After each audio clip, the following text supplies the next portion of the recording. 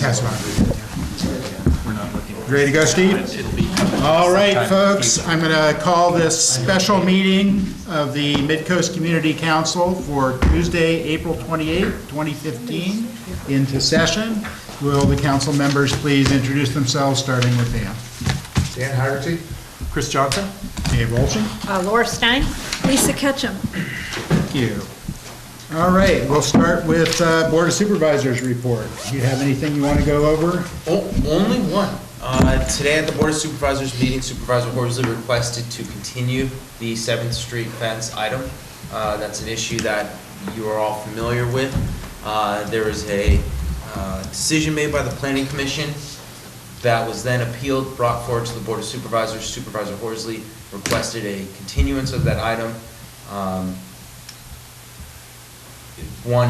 Ms. Ketchum had a actual phenomenal idea that Supervisor Horsley is a big fan of, and so when he saw it and really was able to digest everything, he liked that idea, and so he's he's asked that staff take a look at how to make that happen. So that item's been continued, and it's unclear at this point exactly what meetings that will be brought back to the board. Okay. Actually, I do have one other announcement. Everyone may be aware that, everyone's probably aware of Measure A, which is a half-cent sales tax that the voters of San Mateo County were generous enough to pass overwhelmingly. And that money goes to the county, and the board is able to appropriate that money for certain uses. One of the things that the board is trying to do is upgrade our, essentially our internet infrastructure. And so the pilot project was done down in Pescadero, and it was a great success down there. And as we learned from that one, we're starting to expand. And there's a site in North Fair Oaks on the bay side that they're looking at. And so the third and the fourth locations that will be pursued at this point in time will be Pillar Ridge and Fitzgerald Marine Reserve. So those are the next two locations that we're going to try to implement this public outdoor Wi-Fi program.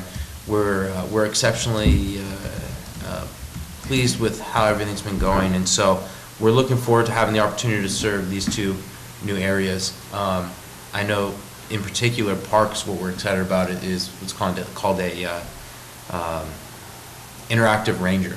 So you bring these schools, these kids there, and they're able to have a tablet, and you're able to see, not only are you able to see what, whether it's a plant or a marine life in front of you, you're able to see it, but then you're able to see really more about it, right? You're able to learn about it, and that makes for a much more interactive and deeper knowledge for these students. So we're looking forward to those opportunities. Great. I'll ask my perennial question. Do we have an update on the streetlight demo yet? Yes, 3 out of 6, to my understanding, have been installed.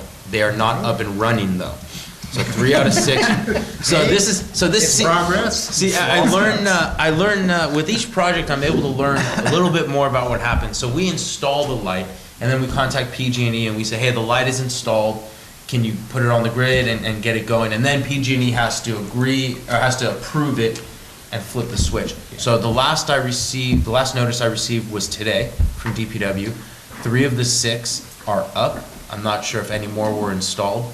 And so we'll be getting that notice out to PG&E. We will be launching a Mind Mixer page. I know in the past I said we were not going to do that. It really looks like Mind Mixer, in this new way we're going to do it, is going to be the best, which is simply it's going to be open-ended. One of the concerns that we heard from a lot of people is it doesn't give us options. And so what we're going to do is it's essentially, you're going to see, when you log on, you're going to see a paragraph that essentially says the county is interested in converting conventional streetlights to LED streetlights on the Midcoast, near each of the post offices on the Midcoast, Aguinaldo, Moss Beach, and Montera. They're having 2 pilot lights installed. Please go take a look at them and let us know what you think. and then underneath that is just open-ended. So you're not voting on, I like this one or I like that one. You're gonna say, I really like that for these reasons, or are you out of your mind? We don't like this. You know, could you do this? So it's open-ended, so you don't have to worry about not having all the options, because you're only, I think you get 6,000 characters, maybe 6,500 characters. I think that should be sufficient. I guess you could drop 2 comments if you're interested. If they could tell you how much you're gonna have, so you have a sense of it. Mine, yeah, it's in, and the last time I checked it, it does have a count, but. But you know how you're doing, yeah. Yeah. All right, and so do you happen to know which of those 3 locations are already in? If you give me 30 minutes, I could probably go find out.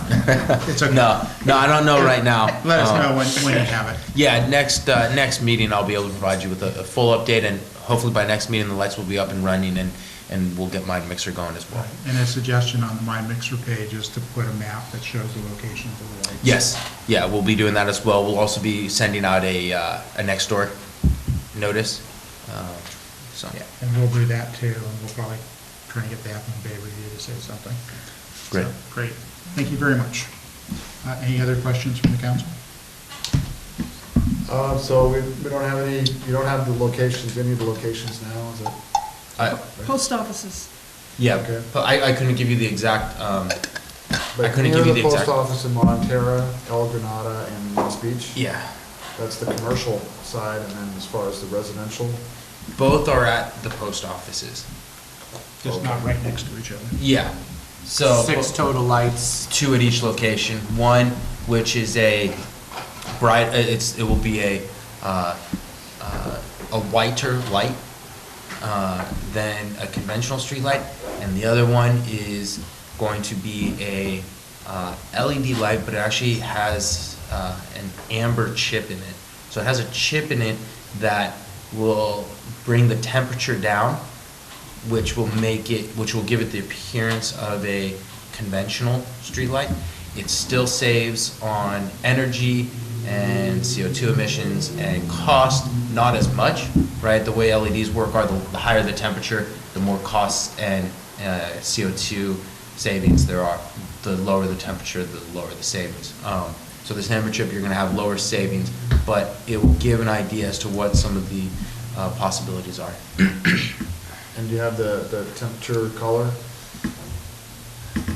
Like The idea- 3,500 or? The idea is you're supposed to look at them and without Yes. knowing, have an opinion. It's sort of like if you look at 2 items and say, this one costs $50 and this one costs $25, which one do you like? It flavors your choice. But we do have the specs. Yeah. Right. And we'll put them on the website when they go live. Yeah. And kind of like the last time we were having this discussion, I think one of the things is, I think it's important, like Lisa was saying, is go out and look at it, right? If we tell you what the spec is, you're gonna form an opinion before you see the light. Maybe, maybe not. Oh, come on.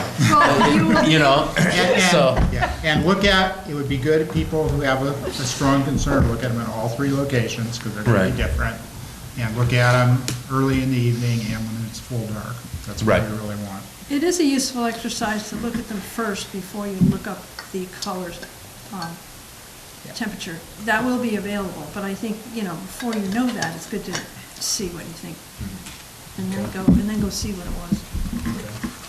couldn't have said it better myself. Now, do you have your degree in LED technology? Getting close. I have a couple more classes. One of my kayaking buddies designs LED streetlights. Oh, wow. Oh, nice. So, Good we do resource. need more information.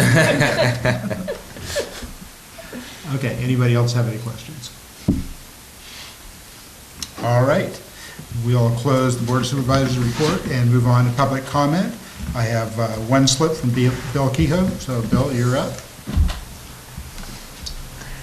Before I make my comment, just one follow-up to Nicholas and that. Well, the 2 poles actually have an identifier on them, so people will. I figured it would, but. Great question, if I can answer that in a little bit more detail. So they'll let you know to go to Mind Mixer, and they give you a small blurb on kind of what the county's considering. Yeah, I'm mainly thinking like A or B as a location. So people will say, I like A and not B or whatever, not. So we didn't want to do that Just because fix then you get it into the whole voting thing, and then it's, well, I don't like either of them, so we wanted to leave it, which we've heard a lot. You've So been here for a while. A year or two. None of the above. So, yeah, so we wanted to leave it open-ended, but we're gonna laminate the sides and put them on, so you really can't miss them. You didn't mention, I just thought that would be good, I'm sure you thought of it. Anyway, just a couple of quick comments as follow-ups to the Connect the Coastside meeting. One is I would like to ask the council, well, I'd actually like to ask Nicholas, and so the council doesn't have to do this, but I'd like to make sure that future meetings are videotaped, so that, the majority of people who don't make these meetings would have a chance to go back and look at them. And then the second one is, at that meeting, I was told by both Supervisor Horsley and Kendall Flint that they have actual numbers for the accidents at California and Highway 1, and they did get them for me. Haven't seen them yet, but I'd really like to see that data, because I know the council will be surprised by it. We like data. Captain Mike read most of that data out, Yeah, that's not the issue. 3 months ago? Yeah, no, I understand that, but they said specifically they had the numbers for California. Captain Mike doesn't have those numbers, so I'd like to actually see. In fact, as an even bigger question, bigger request is, with all of that documentation, the supporting data that goes behind it, it'd be nice to be able to look at that to make sure that the conclusions they drew would be the same conclusions that someone else might draw. As for full transparency, that would be a nice thing to have. I mean, I like reading the summaries. Most of the time, I won't go to the data because I know Laura will. And but if I see irregularities, then you have something to dig into. Absolutely. So like I said, I have 3 requests. So I will gladly bring that back. I guess the other question I have, I know, does the MCC plan on providing comments on Connect the Coastside at this point as a body? This is on our agenda tonight, so Right. maybe we could talk about that then. So, and so I will absolutely bring that back. I always like having things in writing from the MCC. I think it strengthens. Now, I'm just trying to follow up what we Right. said at the last meeting, and there is no transcript from it, so I thought I would document it here in front of the camera. Absolutely. Yeah, I will work on getting the accident data. I will speak with the consultants, making sure that, and Kendall, making sure that in the future we have videotapes as well. The MCC would even pay for it. It's not that, it's not academic fund to sell it. Oh, I like it. Hi, Dan Hagerty, El Granada. I just wanted to make the announcement that tomorrow night in El Granada Station 41, there's going to be a public meeting regarding the construction of a new proposed fire station and the post office lot. And I just wanted to say that there has been discussions between the Granada Community Services District and the Coastside Fire District in coming up with a win-win solution. So should be an interesting meeting. I'll read the whole announcement here. It's tomorrow, April 29th, 7 p.m. at the Fire Station 41, that's 531 Abisbo Road.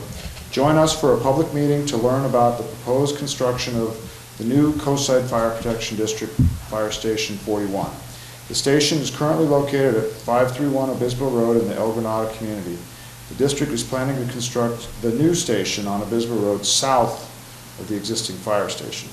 The meeting will include a presentation by the District Board of Directors, staff, and architect. At the conclusion of the presentations, the board will facilitate a public question and answer session. So hope to see community show up. Thank you. Thank you.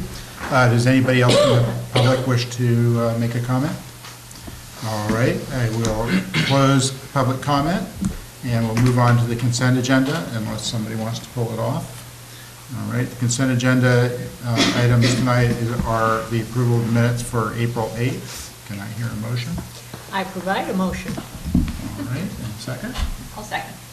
All right, moved and seconded. All in favor? Aye. All opposed? Carries. Okay, we move on to the regular agenda. So we have a letter which Lisa will talk about and present on design alternatives for the Midcoast, at-grade crossings, raised medians, and left turns. This is a follow-on to the Safe Crossings meeting that both we had here and that the county had. So Lisa, take it. Actually, we didn't have a meeting here on safe crossings. I thought we did. Okay, I've lost track. Thank you. This is In our mind. confusion. Yes. Connect the coast side. Yeah, sorry, we sponsored it, yes. There were meetings at Fairlawn View and at Cypress Meadows last summer, and then there was another meeting at Cypress Meadows, March 11th. right. And now we're having this meeting. Okay, so just a couple of things I want to talk about before I get to the letter. Terminology to avoid confusion and misunderstanding, and I want to make a pitch specifically about lights. Let's make lights or lighting refer to night lighting, street lights only. In other words, illuminating the darkness. And if you wish to speak about traffic control devices, say signals or beacons, like flashing beacons, traffic signals. People tend to, they're used to saying traffic lights, and then maybe they just say lights, and then people don't know. They think, oh, the street lights, or they make assumptions, and then they say, I don't want that, or I do want that, and the assumption, maybe they're saying something different. So it's night lighting, or flashing beacons, or traffic signals, but let's try and make sure we understand what we're talking about when the word lights comes up. And then on the topic of road widening, when this term is used, you need to consider the context, and it needs to be clarified as to just what you're talking about, because adding a turn lane for safety and congestion relief, or adding a raised median for traffic calming, safety, and crossing refuge are different from adding travel lanes. And then I just wanted to throw out some numbers to just give people who might not be aware of the general dimensions. So the travel lane is generally 12 feet. The center turn lane as well, about 12 feet. That's what they aim for. A raised median refuge, the minimum width Caltrans had is 6 feet for the raised median. Then it needs 2 feet of shoulder right next to that. So we're talking 10 feet for a raised median refuge crossing thing.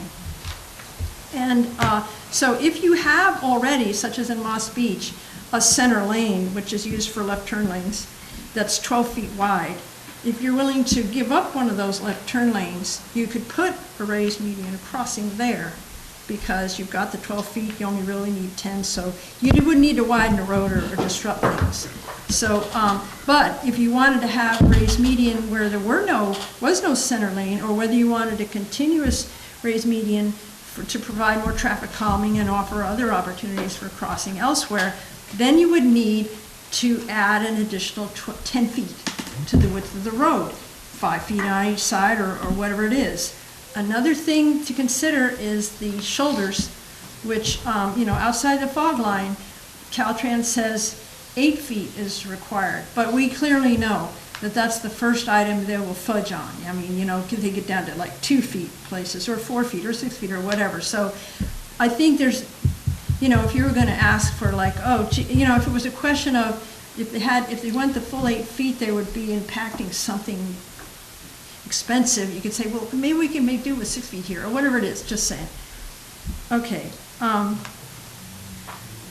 So that's my introductory terminology speech. Okay, so the letter. Wait, I have one question. What are we calling night lighting again? Night lighting is good. Night lighting is good? Okay. Yeah. Sorry. I agree with everything. I think. Overhead lights at the crossings. That's another one too. That's what that is, yeah. Okay. I think the terminology change is great. Fall into line. Okay, so practice, and then once you get in the habit of it, it'll come easy. You won't say flashing lights anymore. You'll say flashing beacons or traffic signals. Okay. So to the letter. So this letter was posted You want the projector? Saturday. Pardon? You want the projector? Not yet. Not till I get to the specifics. So the letter was posted Saturday, but there's been one change since then, and now it's called, it's referred to as draft 2. But these are minor changes, in case anyone hasn't looked at the Saturday version or the Sunday version, and now the paragraph on Marauder Road is slightly different, not really substantial. And then the second paragraph in Moss Beach took out some wording referencing where a crossing might go. So minor changes, but just to let you know that. The copies that are on the table out there are current. Copy currently on the website is what we're talking about now. Okay, so just to kind of go through it. Under background, so it was 3 years ago, well, March, here in this room, that at the end of the mobility studies, we hashed it out through, I think it took 3 meetings to come up with a one-page summary of this two-phase study and what we felt were key near-term priorities. And 2 main ones were pedestrian crossings with Refuge Island and lowered speed limit to 45 miles an hour in Moss Beach. And it's acknowledged at that time that traffic calming features might be necessary to accomplish that, such as raised medians. Okay, so Nicholas jumped right in, and first project out of this mobility study was to apply for the grant for this awkwardly named project, which I will get to. Okay, but clearly it's for the grant, and this project are very specific project elements. At grade pedestrian crossings at 8 locations, raised medians in Montera and Moss Beach, and left turn lanes at 8th Street in Montera and Graywell Cove. And that's it. If you want something else, it would need to be a different project. Get funding and say, so that's the focus here. These are our limitations on this project. And it was to be the near-term project. When this has been redefined, each year it gets redefined, we're learning how that goes. Okay, and then in the preliminary planning study, there was some interesting statistics about pedestrian refuge islands, that at marked crosswalks, the islands have demonstrated a 46% reduction in pedestrian crashes.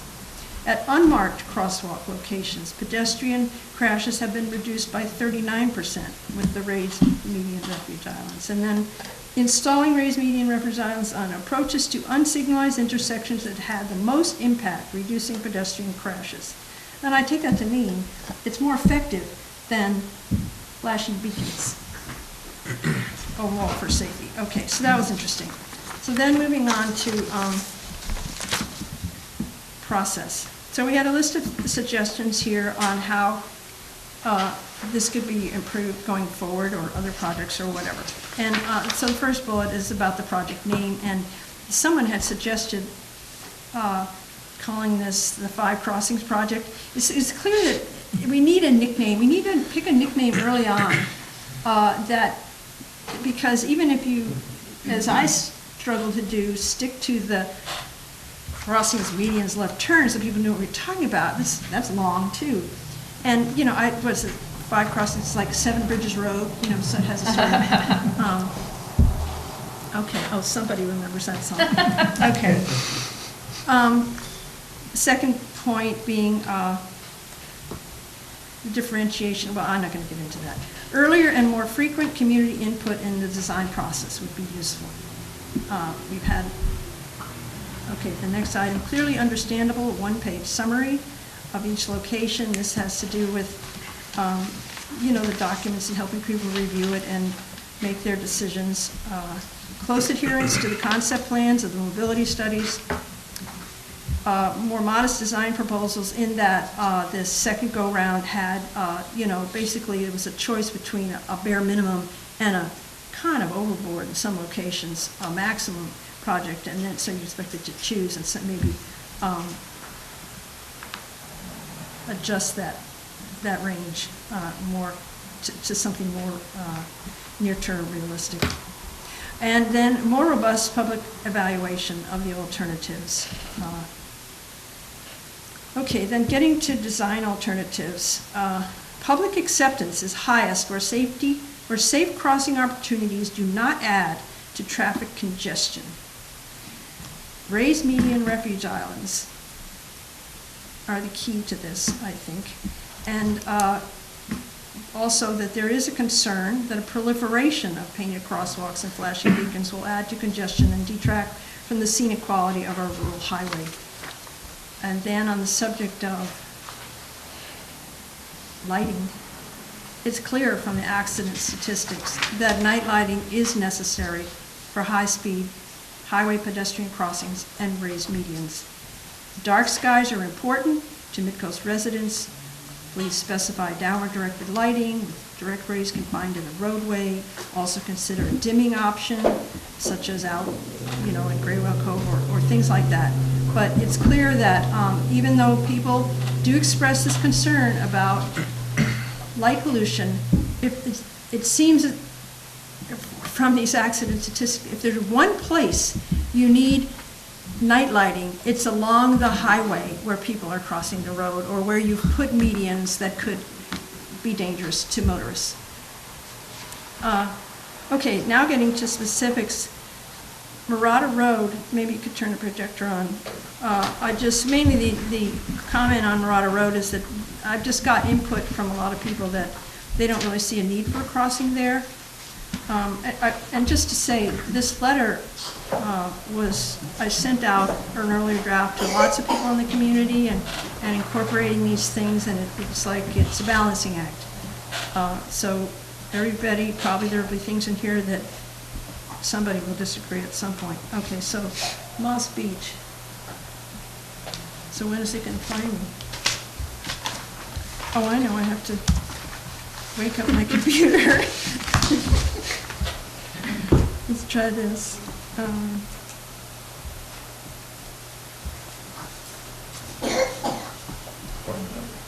It's still searching for me. You'll get it on the next page. All right, I'll just talk. So, Moss Beach. So, the need for traffic calming is greatest in Moss Beach. It's bisected by the highway and it has the highest speed limit, 50 miles an hour.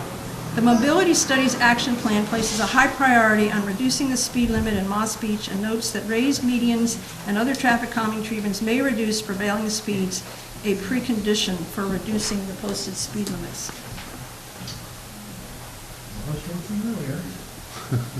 At a minimum, Moss Beach should have, this is at a minimum, Moss Beach should have attractive gateway features including raised medians south of Marine and north of Almar, and one pedestrian crossing with a refuge island.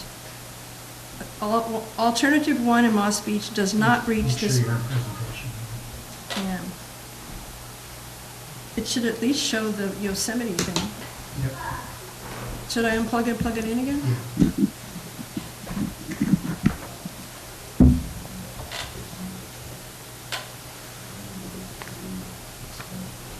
It's just maps. There we go. What town is that?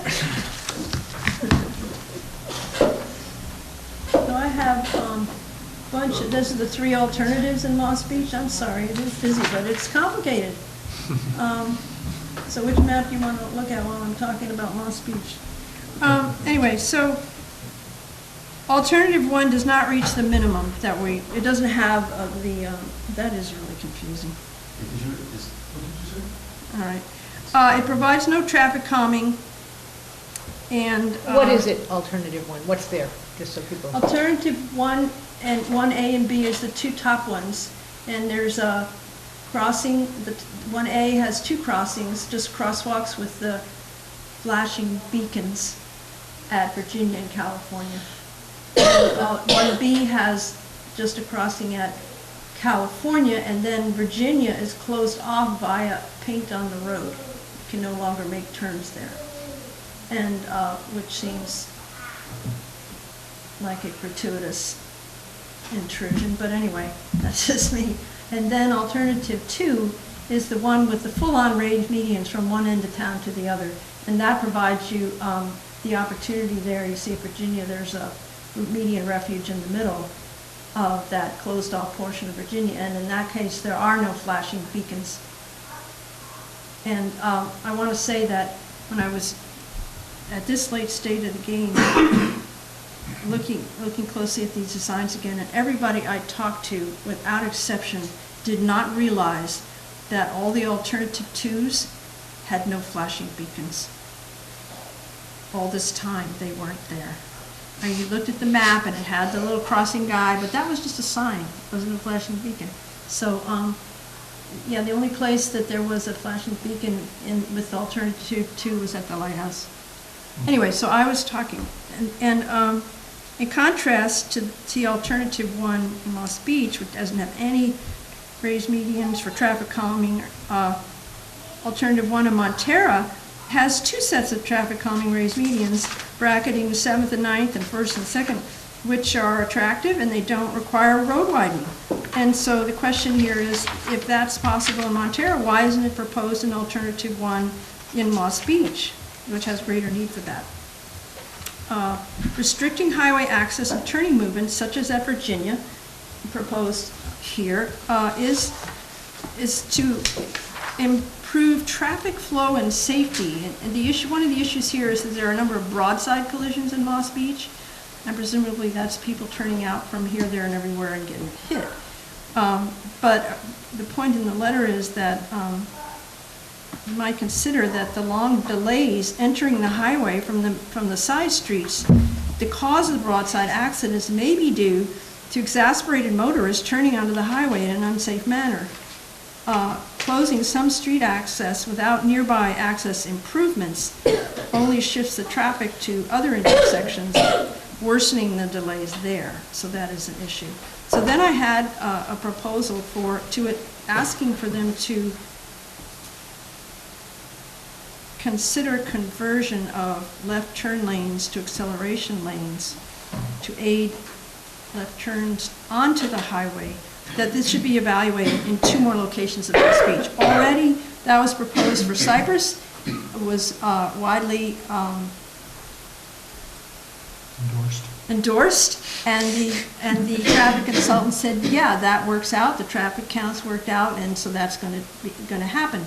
So then, you know, you hear people, so the first place I think of is at California coming from the Marine Reserve, because that's the heaviest use intersection, and that's the one which is at the verge of triggering a signal warrant, and you know, nobody really wants a signal in Moss Beach, so it seems like it would be good near term to put an acceleration lane coming out of California. So basically that's the first point in this menu of items. So the north side of California would lose the left turn lane, and that would be converted into a northbound acceleration lane. So Right, so this right here would become an acceleration lane. So when you're coming out of California, does that work? You're not seeing my cursor. Curses. You can't see my cursor. Dave? Okay, forget, I can't do it. You have to point. All right, so basically, if you're coming out of California from the Marine Reserve, you will have the best shot at turning left, or you can turn right, or you can turn left. You'll have that acceleration lane. You can move into there and then wait for a chance to move into traffic. What is lost is people coming south who would have wanted to turn onto California Street. They can't. But look, they can make their turn just north at Etheldor. And they're right there on Carlos Street. No, you went too far. Carlos Street, the frontage road, it's like a piece of cake. You're there where you need to go. So, plus, if they turn off at Etheldor, they're out of the traffic flow. So they're improving the situation in Moss Beach by just getting off the road earlier. Or they could go past and turn to Virginia or Vermont. Okay, so that's the trade-off there. And then the next suggestion was on the south side of Vermont to convert the left turn lane to a southbound acceleration lane. So this gives the people on the east side of Moss Beach an opportunity, the same kind of opportunity, and it would be at Vermont. If they want to left turn onto the high, no, that's Virginia. Sorry. Next one over. Yeah. No, we're talking from the east side, the bottom. Like the little. Yeah. So there, that will be an acceleration lane. Even I'm confused. To help you get on the highway. So each side of town would have one opportunity for this expedited left turn. And then, swapping that out would mean that the people coming northbound who would want to turn left onto Vermont in West Moss Beach would need to go another block. and go around the block. But of course, that means you can't close off Virginia there like they have suggested. Can you make that last point one more time? Pardon? Can you say the last thing one more time?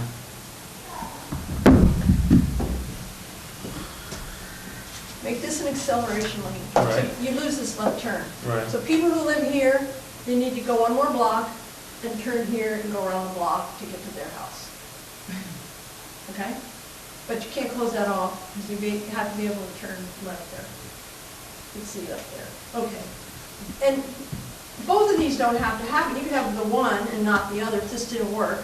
And this will also depend on the traffic consultants checking because, okay, when you move people who normally turn here, if they're going to be turning here, that means more people will be turning here, and they'll look and see, is the left turn pocket long enough? And so they need to check that, but all we're asking for is to evaluate it. And then the last piece is at Virginia, not closing it off, but giving up the left turn lane on the north side of Virginia. No, yeah, okay, giving up that left turn lane and then using that for a crossing refuge. So it's Essentially, kind of a smaller version of this. yeah, it's not closing it off and moving it to the north side, but you have that, you're using the existing center lane provides enough space for a refuge island without widening the road. So, Lisa, Yeah.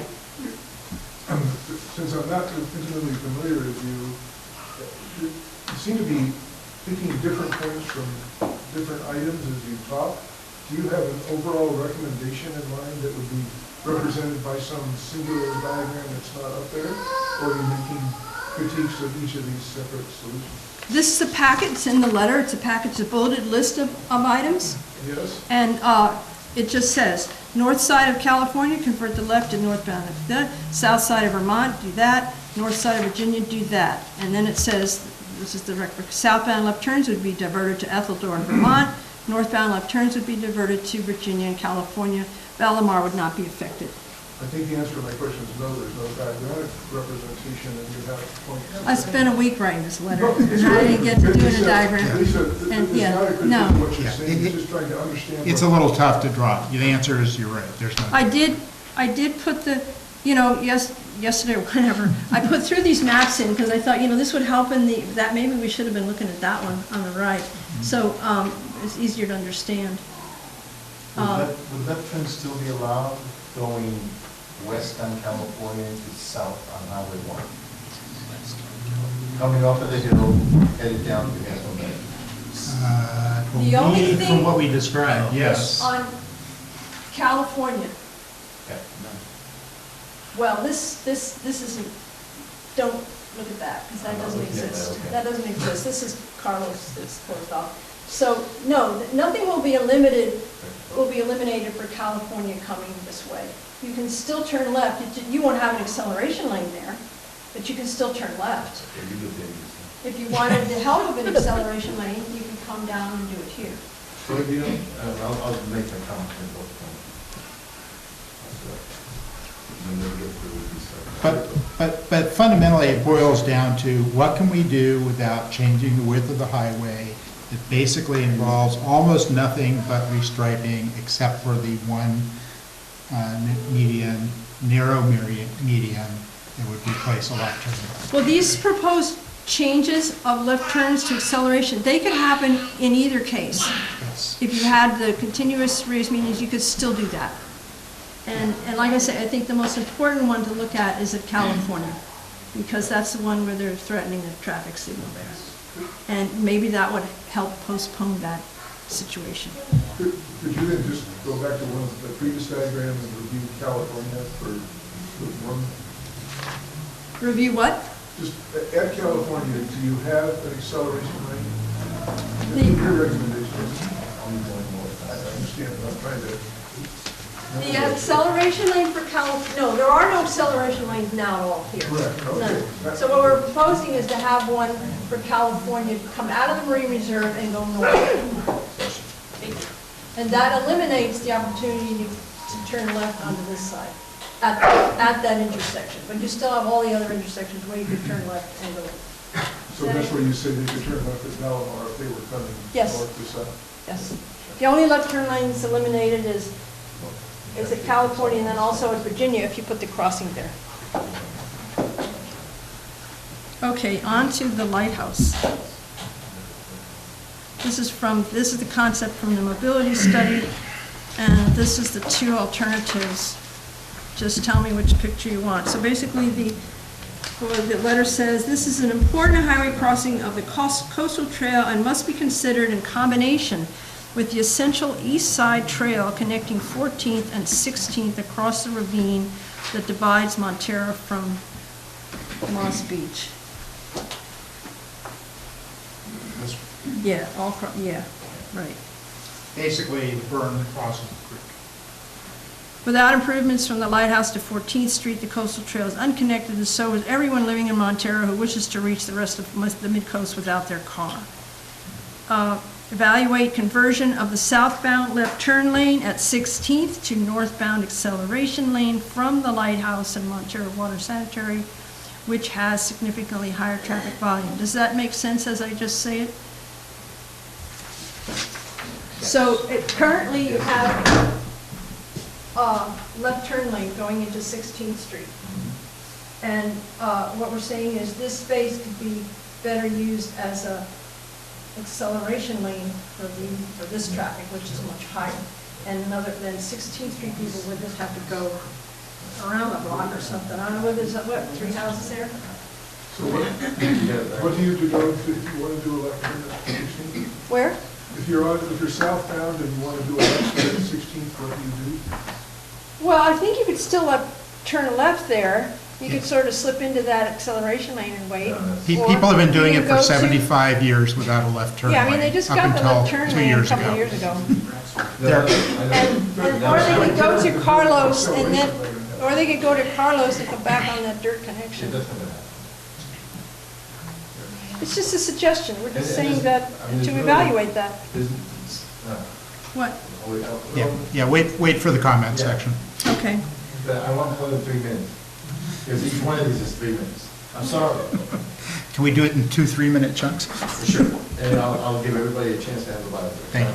And then just wanted to say, so there is no explanation for the extensive length of the proposed raised median in alternative 2, which is unknown off the south end of the picture, or why the proposed widening could not include space for the essential east side trail at the ravine. Basically, the crossing and the ravine are a package, and it would seem to me you could get coastal trail funding to do those things. And anyway, so then on to Montero. And also, that's where the parallel trail is supposed to go between Montero and West. Yeah, but that complicates it if you say Oh, it. sorry. You can get funding for the coastal trail, so just, Okay, I'll show you. Thank you. okay, let's call it that. Montero, alternative 1, Skip the trail.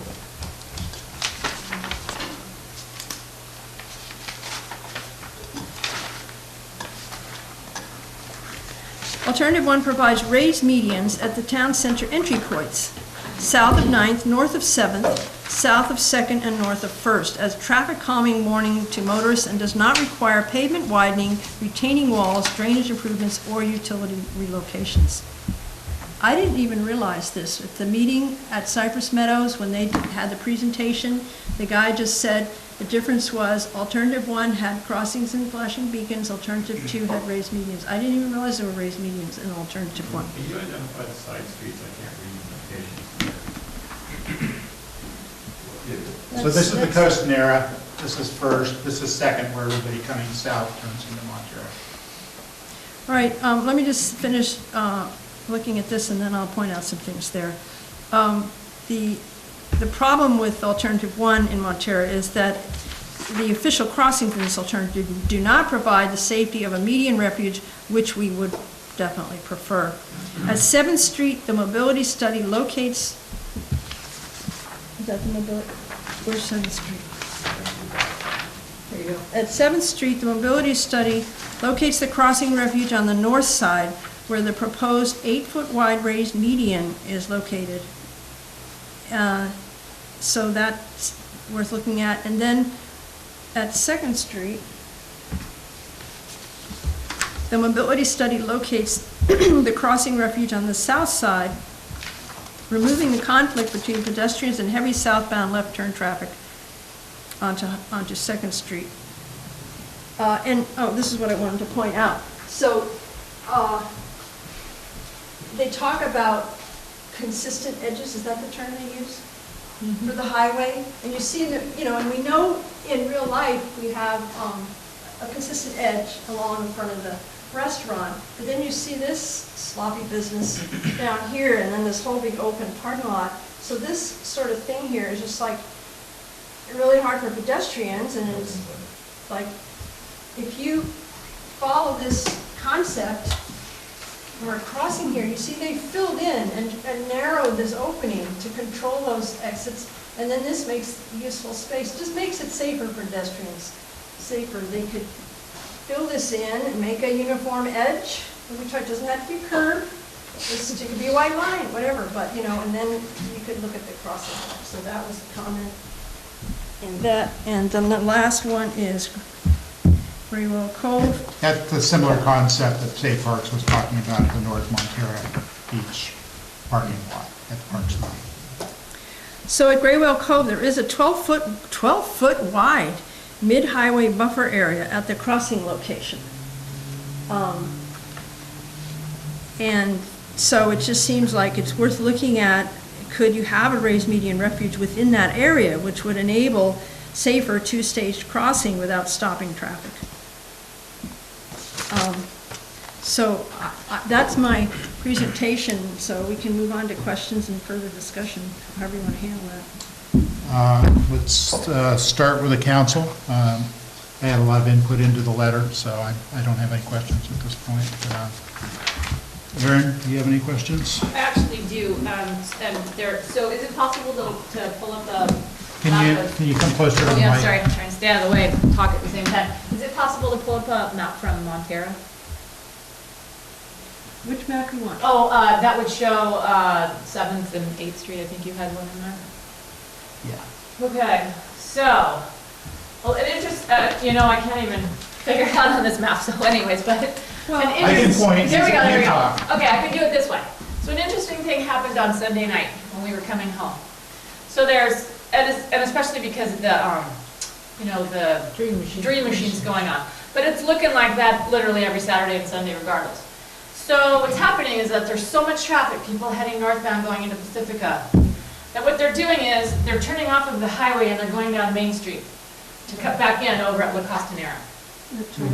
So we literally could not get anybody to let us turn left into Montera because they didn't want to stop to let all the people come in from Main Street that had tried to circumvent the traffic. So I would really like to have something, if we can, that addresses what's happening on the weekends where people are attempting to, as I said, like circumnavigate the traffic out of the area. And that was, it was ridiculous. We had 2 lines of traffic all on Main Street and on the highway, all trying to get northbound in Pacifica. Yeah, that one's going to have to come more under the CTMP, I think. But it's an issue already for the people in Montera. There's been some problems on Main and the intersecting streets. And I know when I came home at 7 p.m., Waze was directing people onto Sunshine Valley Road trying to bypass Highway 1 and coming all the way through the back end of Montera. And needless to say, that didn't work very well either. So you actually had traffic from 3 places trying to come in at 2nd. Nice.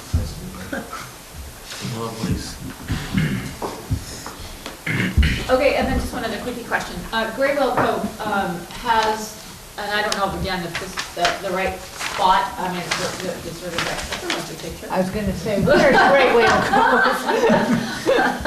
That's lovely. Well, no, my question is, has the concept of a pedestrian crossing bridge been tossed out of the water? This project is specifically for at-grade crossings. Okay.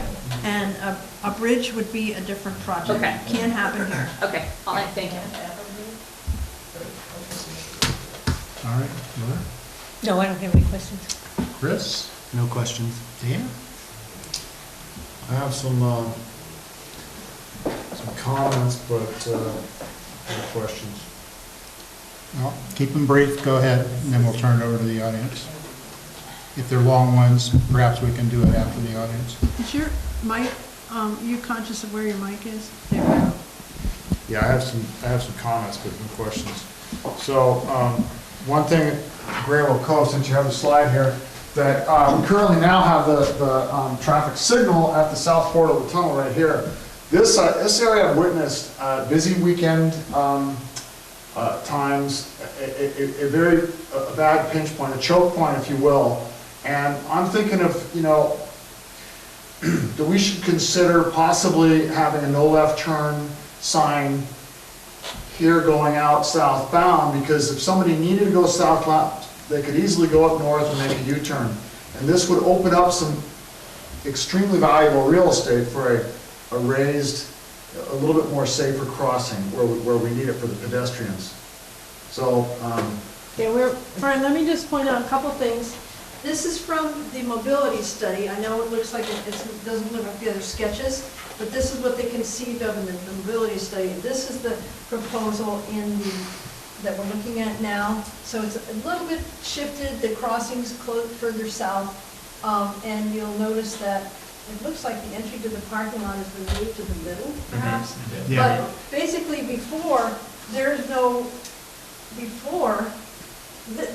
this left turn lane is not there currently. So basically, currently, if you want to turn left in there, you're waiting in the travel lane. And that's what's blocking traffic. But if you put in the center lane, then the people turning left will no longer block the travel lane. Yeah, you can see there's room for somewhere between 3 to 5 cars, depending on how close they get together and how big they are, They could wait there. in the left turn storage lane. And the same in the acceleration lane. well, just conceptually, it looks like the capacity of the parking is less at this point. That's not the This- whole parking lot, that's just the part they're gonna make asphalt to prevent skidding. Whoa. I'm sorry. I don't like to use the word asphalt out That's there. the part they're gonna, But the important thing is it's not the entire parking lot. As Lisa said, you can see, this is the Natural existing parking lot. They're not getting rid of that. Cheap shot. Okay, so main thing is conceptually, I think it should be explored as to the impact of the traffic. they said it does not reduce the amount of parking. I'm talking about the impact of traffic at the peak hours, like this weekend, like Aaron says, almost every weekend. Wait, I'm confused. The impact of, The what impact impact of the left turns coming out. Yeah, but see, currently the left turns, there is no center lane, and that's what's causing the congestion. If you have a center lane to take those, so those cars don't slow people down, that's gonna really change the situation. Yeah, it's not often that you have a lot of cars at once turning left Okay, in we'll move or out, but, yeah, I mean, your point is valid. We could do it only one direction. Yeah, we'll get to it in a second, Bill. I feel it's worth exploring. And on as far as the road lights and the dimming, I have read that it is very popular. It's very easy to have them dim themselves after a certain hour or such, or when all of the highways have sensors in them, so the system knows when the highway's being used, and if it's not being used, they could be dimmed at, like, I think it's common 70% or something. I went back and watched the video and read the minutes from our meetings was in July, and the question was asked about the dimming, and Sarah Christensen said, yes, that can be considered. Yeah, that's all. Technically, all the streetlights have that available as an option. It's only a matter of funding it and getting Caltrans to agree, since it is on a state highway. Okay, I have to get something clear, because now I'm confused.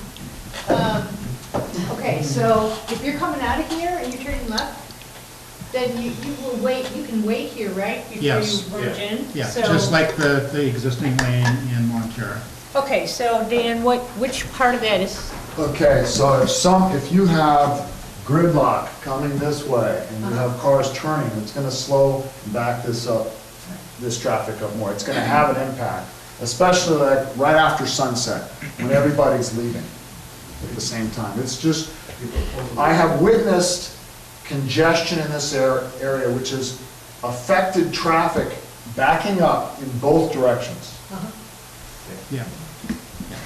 So I'm just saying to limit come up with ideas about limiting that interaction coming in and out of it. Well, that's what they attempted to do, and your suggestion takes it one step further, so it's certainly something to consider. Except they need to add to the traffic going north and how many people will do that and you have to come back down again. Yeah. The traffic Trigger going the signal down. at the And by- tunnel So then to turn around. You got 2 extra lines to wait and you go left. Yeah. I mean, the thing I want to make is, so all of this is conjecture because we don't have a traffic study, we don't have a vehicle count as to times and dates and when people take lefts, take rights, whatever, so. If you're gonna, let's get Yeah, okay, organized. so and- okay, we're almost finished with the council questions. We're turning a little more discussion than I had intended. Thanks, Lisa.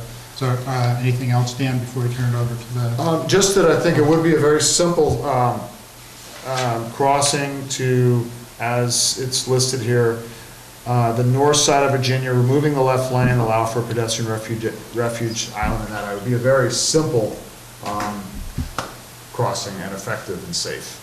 So I'm in favor of all the suggestions, actually. Great. All right, I don't have any slips, so I'll just take people as they raise hands. Len, you're first.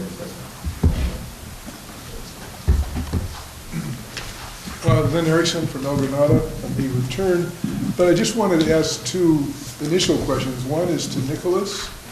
So for the framework of this discussion, Nicholas, just as it relates to the, whatever Lisa thinks is the best name for this project, are these all within scope of what the current project can do and address, or are some of these in scope for what they can work with and others out of scope? It's a blend right now. Some of them are in scope and some of them are not. And that was just a leading question. Lisa, in her letter discussing the process, points to the suggestion of possibly having a steering committee. And I know what we have currently are this study and then Connect the Coast, neither of which has a Midcoast steering committee at all. We have participation in one technical advisory committee. And I think if you just look at the nature of this discussion, both what Lisa's put forward, people who are in attendance here, the only way to really digest this would be in extended steering committee type meetings. I mean, we really just can't come to grips with it, and it has nothing to do with the excellence of what she did or the points. So coming out of it, and this really spills over into Connect the Coast as well, which we may get to, have time to get to, but to some extent may have lost its way relative to some of its goals, or it covers a lot of territory, and some type of steering committee discussion would be useful there. So my concern in giving responses is there are a number of point questions and point responses, but I think it begs that other question as well for the council to consider. Bill, go ahead.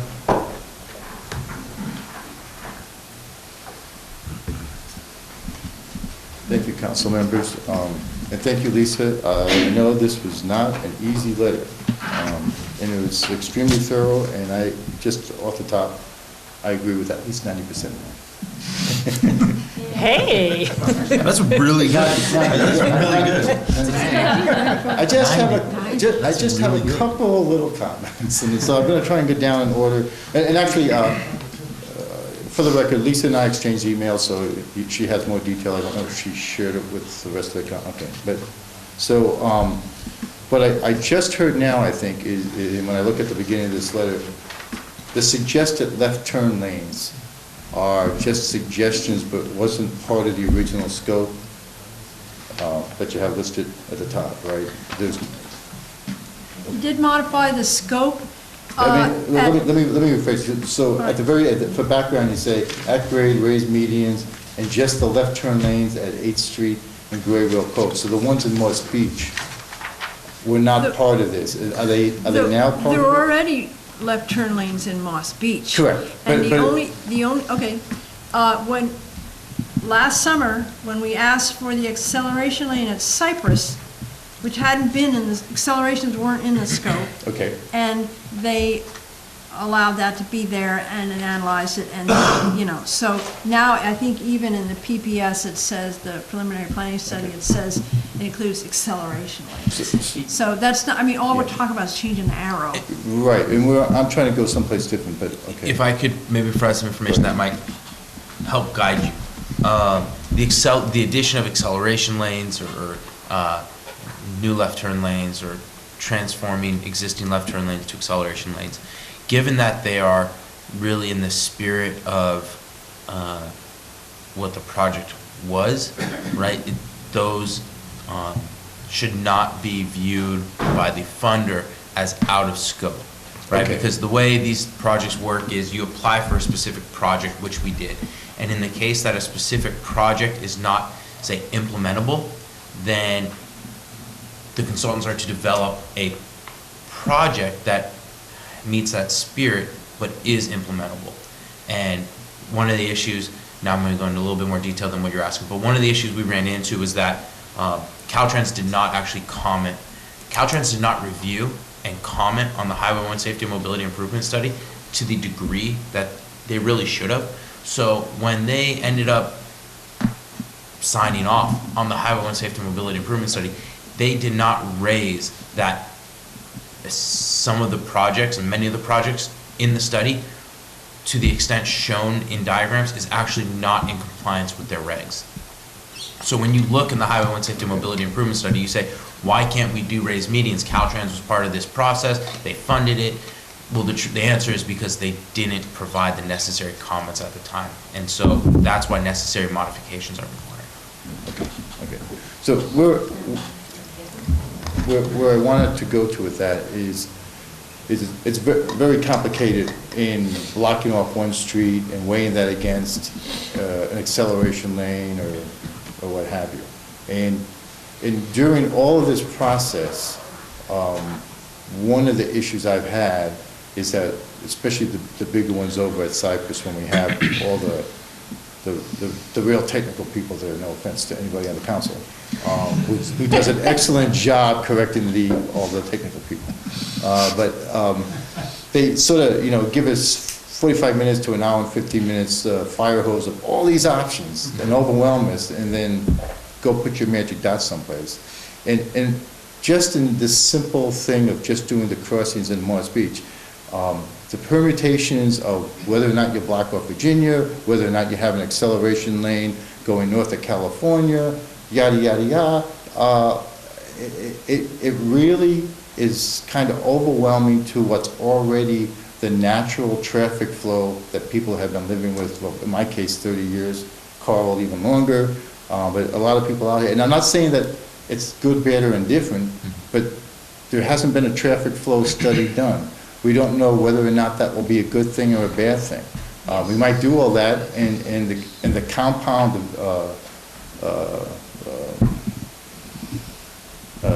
end result would be worse than what we have now. And so what I'm saying is we haven't done the right modeling. Modeling, yes. Modeling, yeah. So and I don't want this to, I love one of my favorite people on the coast side always says, analysis paralysis. I don't want this to be analysis paralysis, but no analysis is paralysis as far as traffic on Highway 1 goes, and we all know that. So I do like other points of information that you may not have considered. Vermont Street has become the de facto entrance onto Highway 1 for everybody in Montera that lives on the furthest east side of it. They come down Sunshine Valley Road, they do a quick right, a quick left onto Vermont, and then they go out there. If we start to funnel everybody coming down off of California, which is the majority of houses on the east side of California, so what's that, a couple of hundred houses, maybe 300, I never counted them, but 4 or 5 blocks stretching on both sides. And I'd say, without a traffic study, that probably at 8 a.m. in the morning, with my schools in session, 90% of that traffic is going down to Half Moon Bay and jumping into that mess. Now, granted, we do have on the weekends people going the opposite way on California going east, and that want to go north from the Marine Reserve, but that's minuscule in number of traffic trips, number of vehicle trips over a given frame of time.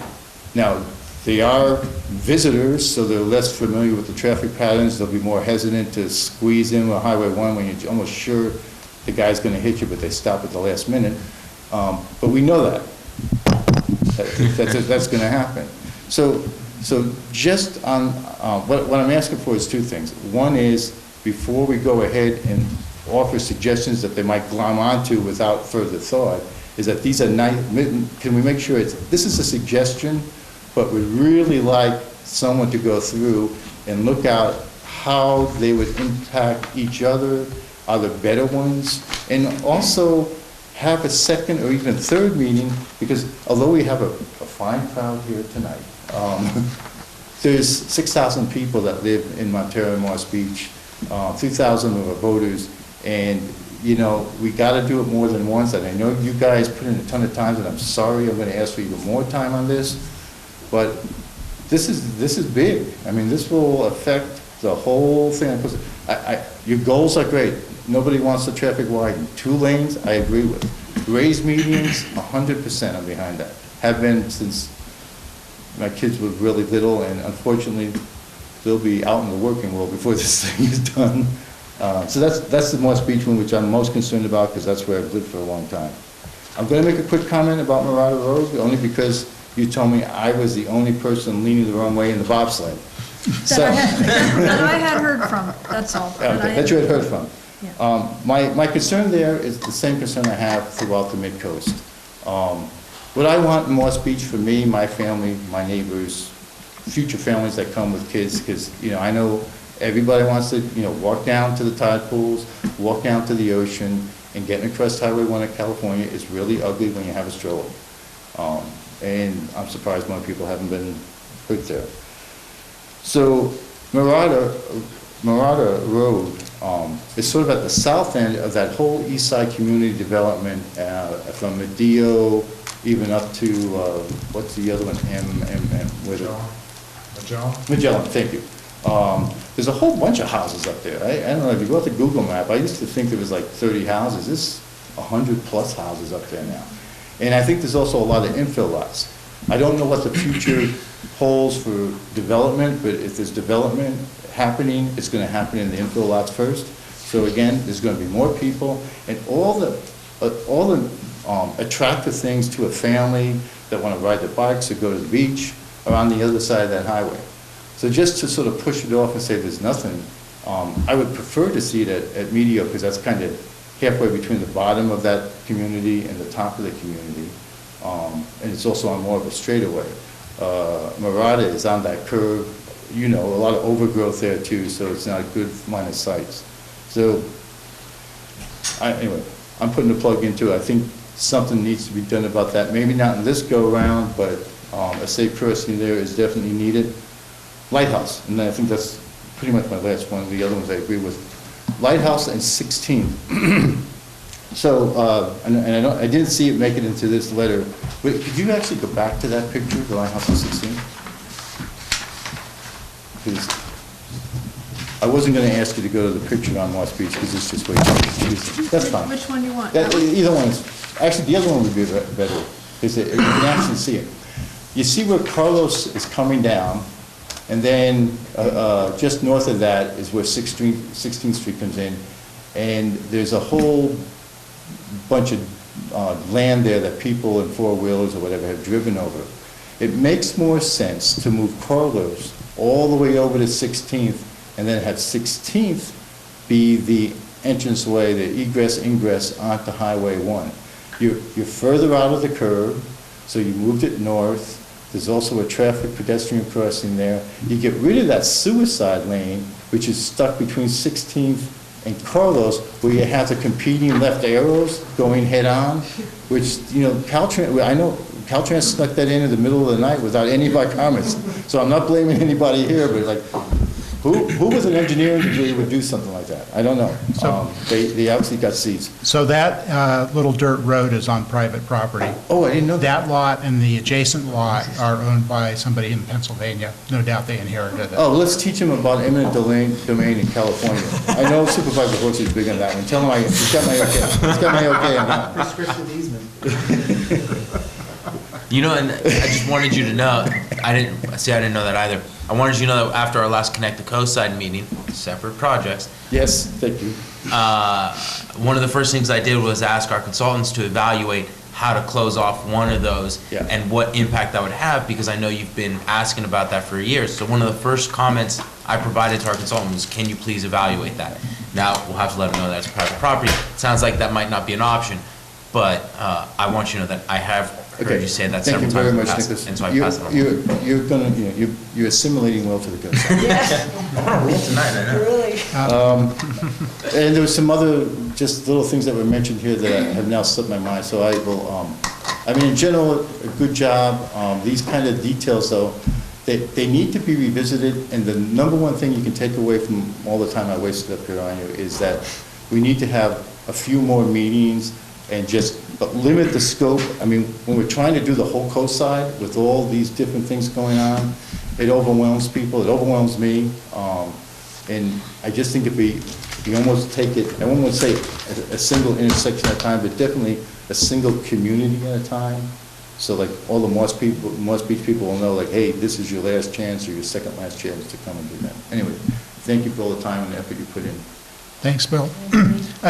I'll call the next person in a moment. I do want to point out to everybody, and I think Lisa made this point pretty strongly at the beginning, that these are requests to add these to the study. These are not requests of, go do this next week.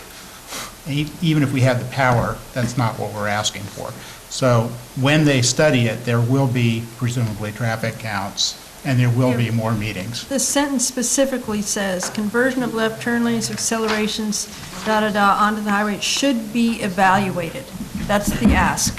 Yeah. Please evaluate, is all we're saying.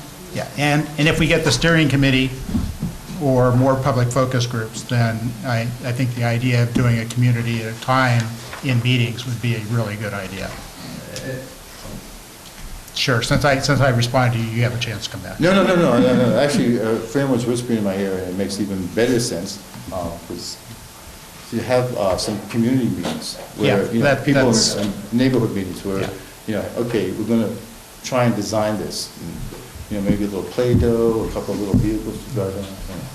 Sort of like the charrettes at the mobility study. Actually, kind of it, but more open and better interchange. We'll use SimCity. Let the community do most of the talking. Yeah, it'd be great. Okay, I'm sorry, I've lost track of who was next. Leonard, go ahead.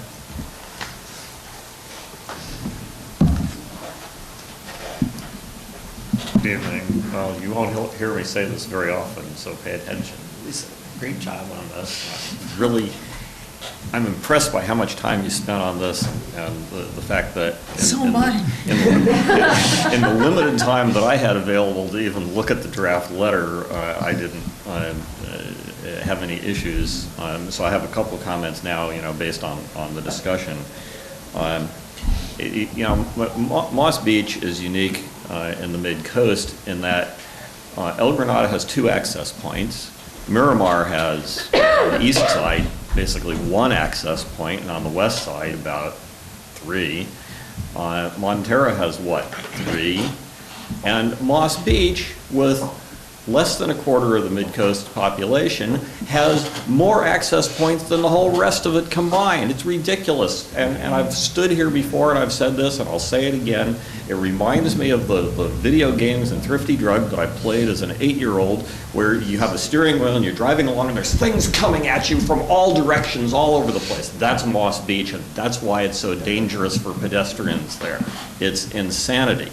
And you need to close off half or 2/3 of the access points. And I know that the selfish people who want their street to be kept open, poll the people in Moss Beach. Everybody, every single last person in Moss Beach is going to say, keep my side street open, close a different one. It doesn't work that way. El Granada works, Montera works. You have to fix Moss Beach in a reasonable way and take the selfishness out of the picture. Can I just say that El Granada works because it has 2 traffic signals? It worked when we had 1 traffic All signal. right, just saying. When you funnel it down, then that increases delays there, and then a signal will be needed. It's fixable. One of the things that I think is going to be required in Moss Beach to avoid the signal is, I'm not familiar enough with which streets have which names there, because I kind of ignore Moss Beach on my way through. You know, I'm focused on the highway, not the signs, okay? I want to make sure that, you know, the pedestrians who think they can just step out into traffic don't get hit. So I'm not looking at the street names when I'm driving through there. But to avoid having a signal there, I think at least one location, and maybe two, the highway is going to have to be widened so that you can have both the acceleration lane and the left turn lane. And there are places here, I can't think of them off the top of my head, but I believe there are places that do have both. It's doable, but you're going to have to add 14 feet of pavement to do it. And I think that's a reasonable trade-off. To me, 14 feet of additional width on the highway is much, much preferable to a traffic signal to stop traffic. One of the things you didn't cover, by the way, is I don't think southbound left turns onto First Street in Montera should be allowed, and left turns out of First Street in Montera should There's not no be connecting allowed. street. People who live there have no choice. I thought the second, really? Now, theoretically, you could go through the creek across the Canoff and come in on Second, but Wow. For some reason, I thought that, okay, never mind. I thought that connected there. Yeah, okay, that's a problem then. So, I really think you should consider, you know, commenting on what I said about picking one or possibly two spots in Moss Beach to have both the acceleration lane and the left turn lane. And the last comment I have, can you put up the photo of Gray Oil Cove?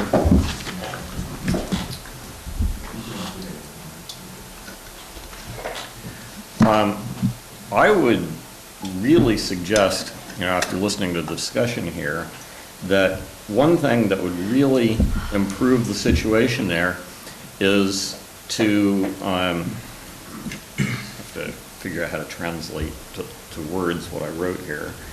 Add a southbound exit, add a southern exit there for southbound. So make it so you cannot turn left out of the existing highway access and open up highway access at the south end of the parking lot only for left turns. No entrance there, although you could allow it, I suppose, but you'd lose more parking spaces to do it. But the key is to prohibit the left turns out of the north access so that they don't conflict with the left turns in from, you're saying the sight lines don't work? Yep. Well, you might be able to flip it around then. the other issue is there's a hill here and a hill here. They'd have to cut into the hill to do that, to make it the extra lane. Well, you might be, I mean, you know, doing this on the fly is really Yep, difficult, yes. but there. Thank you for making Bill's point. There might be, you know, some possibility of having another exit further up toward the middle or something, but basically, you know, backing away a little bit, what I'm suggesting is separate into two different access points, the southbound turn in and the southbound turn out, so that they're not crossing each other, because that is a major problem. So make it so they don't cross by separating them. And that should really go a long way toward dealing with a whole bunch of the issues that have been discussed here. And someday when the camera isn't rolling, I'll tell you what I think of traffic engineers. All that's eliminated if you put a no left turn coming out of the parking lot. Yeah, that's another solution to the same problem. I forgot one other comment, and you've heard this from me 9,000 times, so here it is, 9,001.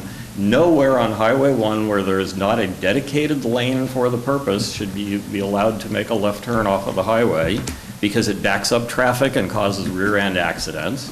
And if you're lame enough to turn the steering wheel while you're waiting to turn, you get rear-ended and pushed right into the oncoming traffic, and that happened at least once in recent memory at the lighthouse.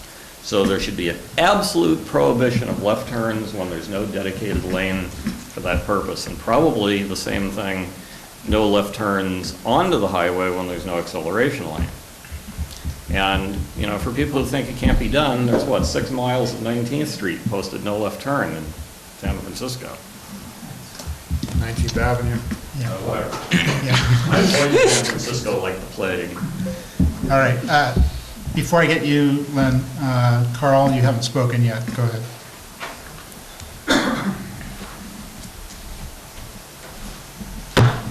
Whenever I follow Leonard at one of these things, I feel like I'm following somebody who is one of these misery loves company guys, because we don't have backups to the degree on our side streets that they have in El Granada, at their only 2 entry points onto the highway. One of the reasons we don't have backups, even though we would if some of those streets were blocked off, is because when we're having a hard time turning left onto Highway 1, some of us will go down to the next street. If, say we're on California, we'll go down to Virginia, or we'll go up to Etheldor, or whatever, and you'll often have like 1 or 2 cars at each of these points. A break in traffic occurs, and all 2 or 3 cars make that left turn onto the highway because they're going at a slow speed all at once. Otherwise, you'd have one guy making a left turn, and then you'd have the next car having to sit in line. So there's a benefit in having all of these entrances and exit points in our confused situation in Long Beach.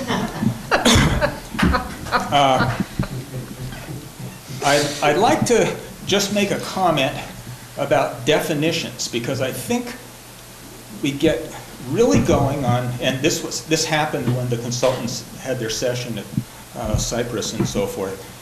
We get going on raised medians versus refuges versus raised median refuge islands. That phrase has been used, and so forth. And some of us have in our minds what this is. But then we see the consultant's drawings at a meeting, and they've got a raised median going all the way from Cypress all the way down to where Etheldor comes in at the south end of Moss Beach. What is that all about? You don't need that, you know. So that, I think some of our definitions ought to be really pinned down in this sort of thing. I don't know if we put that exact wording in there, but I know we did about Miramar. We said that it extended it beyond, but I know I have in conversations with Nicholas that, you know, they added that extra south of Etheldor. I mean, basically it's south of Marine that should be the entry gateway, right? And yeah, well, I'm not trying to dictate specifics. I also think some of the raised medians that I see on some of the drawings through Montana and so forth go way, way farther than they need to go. One suggestion I would make I think it's too early to send this letter in.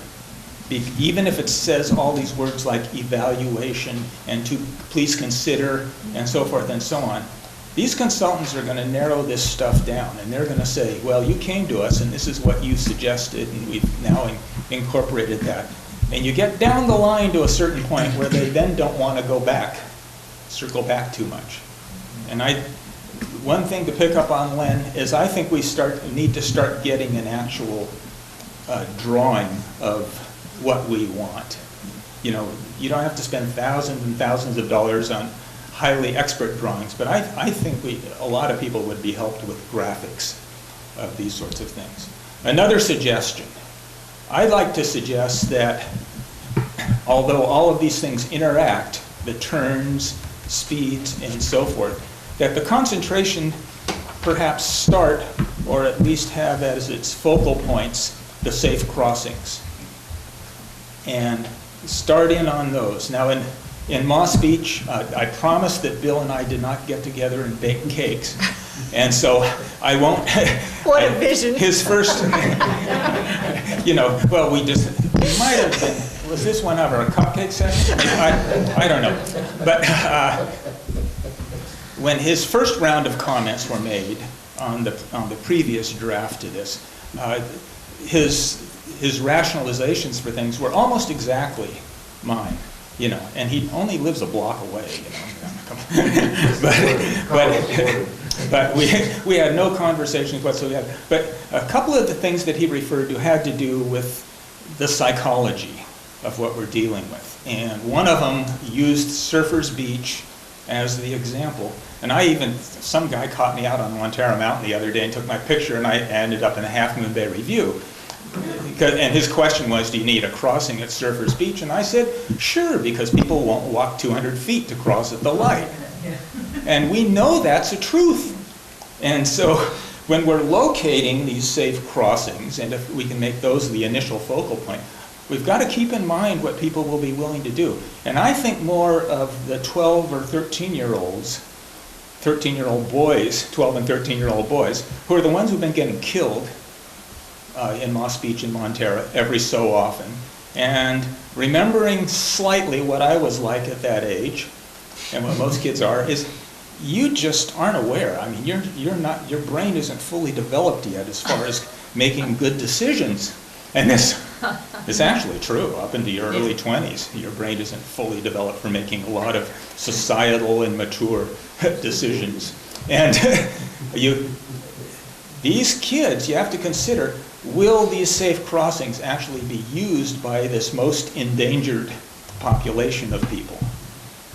Some of the older folks and stuff like myself and all, I don't mind walking a block to cross more safely, but you have to consider what most people are doing. So in addition to your traffic studies, you might get people out there and looking at what people who live in these towns actually are doing.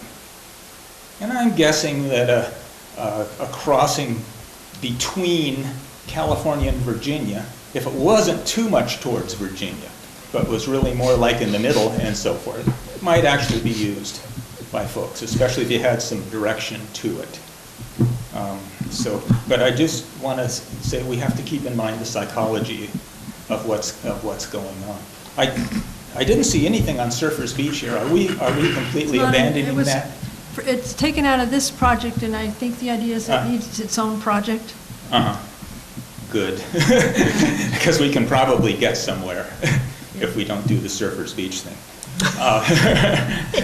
Good point. Well, that's a whole world of, I mean, if you made this meeting just about Surfers Beach crossing, you could probably plug this place and have them standing out in the next room and so forth, versus all the other crossings combined. I hike out of this place sometimes, and if we're limited to at-grade crossings at this time, this is not too bad a scheme in my mind. Moving the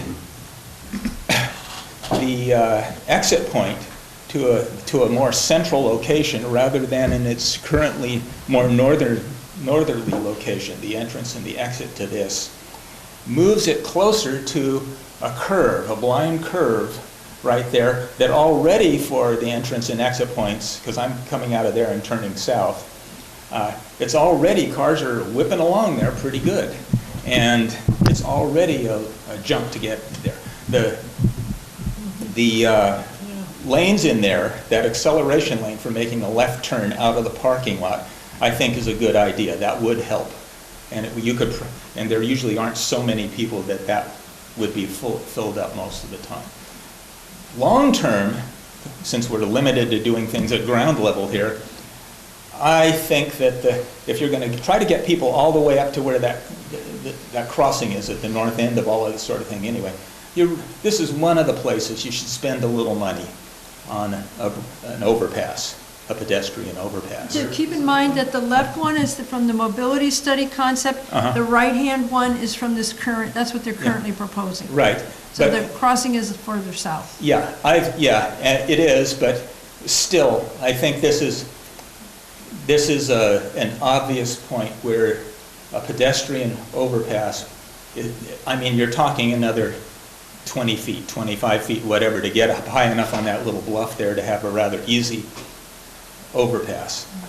On the ocean side, it would be more of a construction project, but if you're limited to at-grade stuff, then I don't have any other comment other than what we're seeing. But I think long-term we should be thinking about something like that there. It would not be visually unappealing or anything like that.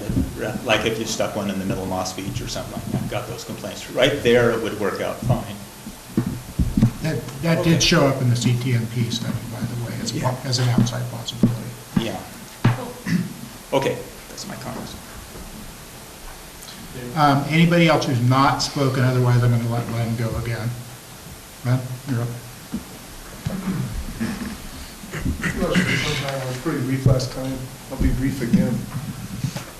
I would like to see the council, in voting on this overall excellent letter, determine whether they would like any of these projects to move forward to completion expeditiously.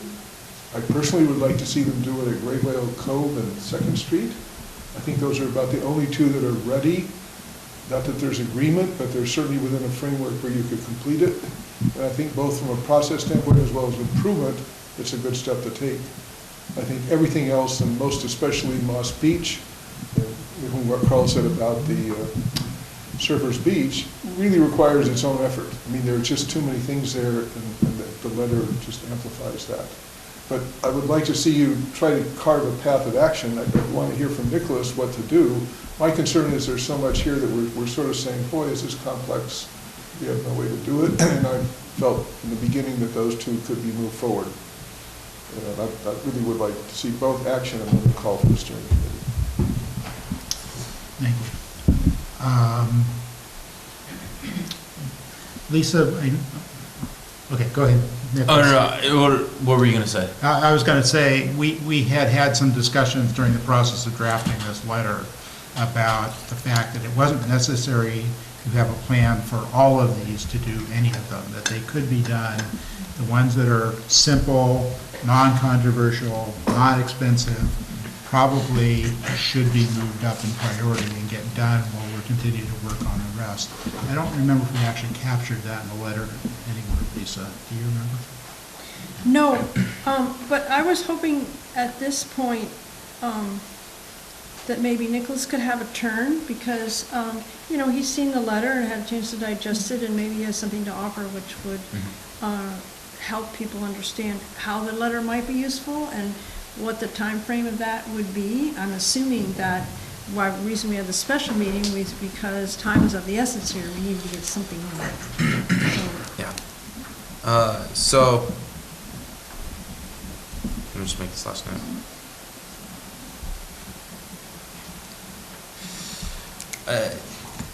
First let me thank the MCC and the members of the community who are here.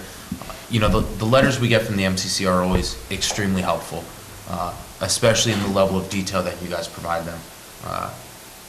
You guys all the letters you guys provide are great. Lisa, your letters are always phenomenal. And so we do appreciate that. Coming into this meeting, and really after the last Connect the Coastside meeting, separate project, thank you. So after the last Connect the Coastside workshop, after seeing the Mind Mixer comments, after talking with people, it was very clear that we're not ready to close out this PPS. So I've talked with the consultants. We're going to have one more workshop. We would like to do something like the MCC July 10th meeting. Let me get my calendar. We are hoping to do like the MCC July 10th meeting or somewhere around that time. July or June? I'm sorry, June. June 10th meeting, somewhere in that time frame. And we would like to do it in a manner that is appropriate for this project. So when I talked with the consultants, one of the things we discussed is, okay, look, we got to give, preferably 3 weeks, no less than 2 weeks. We need to release this report and give everyone ample time to really review these documents. We need to provide a better summary. The first time around, we tried to do strict bullet points. Second time around, we tried to do a matrix. This third time around, someone suggested doing something similar to what you find on Amazon, where you can compare them. And so if we have each alternative for a specific location with the comparisons next to it, so you don't have to go to different pages, you don't have to open up different windows on your computer, it's easy to understand. So we're going to look at doing something like that. So we are going to do another workshop, and we want to revise that revise that PPS and give people another opportunity to provide us with comment. In addition to that, we're going to be revising the Montera and the Moss Beach projects. We'll be taking the letter that the MCC has written. If it's voted and approved on tonight, we'll take that, make sure the consultants see that. You know, what we heard during the first workshop was where are our raised medians and our refuges. That's what we said we wanted in the Highway 1 Safety and Mobility Improvement Study. You didn't give those to us. We came back and we were then kind of given, well, why are you giving us so much with regards to raised medians? So, you know, we're going to look at scaling those back in order to meet what we were hearing. You know, what we heard was we want refuges, we want pedestrian refuge, and raised medians for traffic calming. We don't want flashing lights. I'm sorry, flashing beacons. We do not want flashing beacons. And we are concerned about light pollution, and therefore we want lights that are appropriate for the setting out here. So we heard that.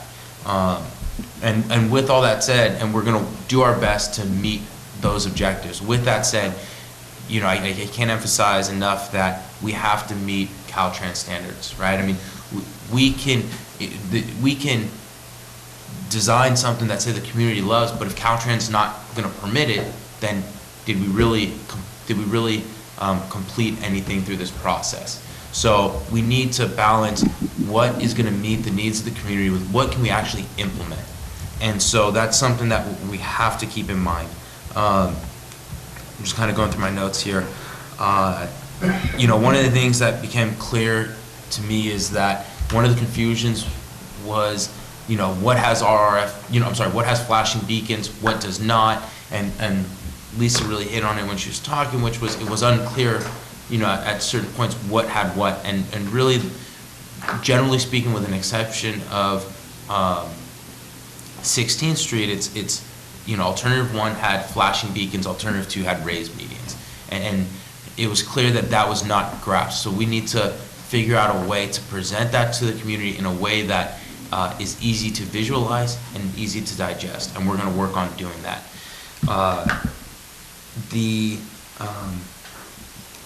You know, the thing I'd go back to again is we understand that the community is concerned about light pollution. Any raised median has to come with lights, or else the way Caltrans views it is you're putting an object in the middle of a highway. And You said lights, you mean street lights? yeah, I apologize. Night lighting that shines down. You need night lighting that allows drivers to see the raised median. So those are things that, you know, I really can't emphasize enough. We have learned a lot from the first workshop and the second workshop and the third workshop, and the MCC means we're learning, and I hope that with the recent revisions that we'll be working on, and we need to get Caltrans to approve those, but with those revisions, hopefully you guys will see that we are listening, and we understand that, you know, we heard you the first time around. What we came back with went a little overboard on the raised medians. We hear that, so we're going to try to make those adjustments accordingly. You know, one of the things that was discussed is timing and prioritizing it. I think, and I cannot remember now who suggested that.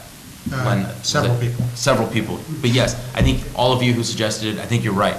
You know, let's talk about, I think you hit it. Let's talk about prioritization. Where are the higher priorities, where are not the higher priorities?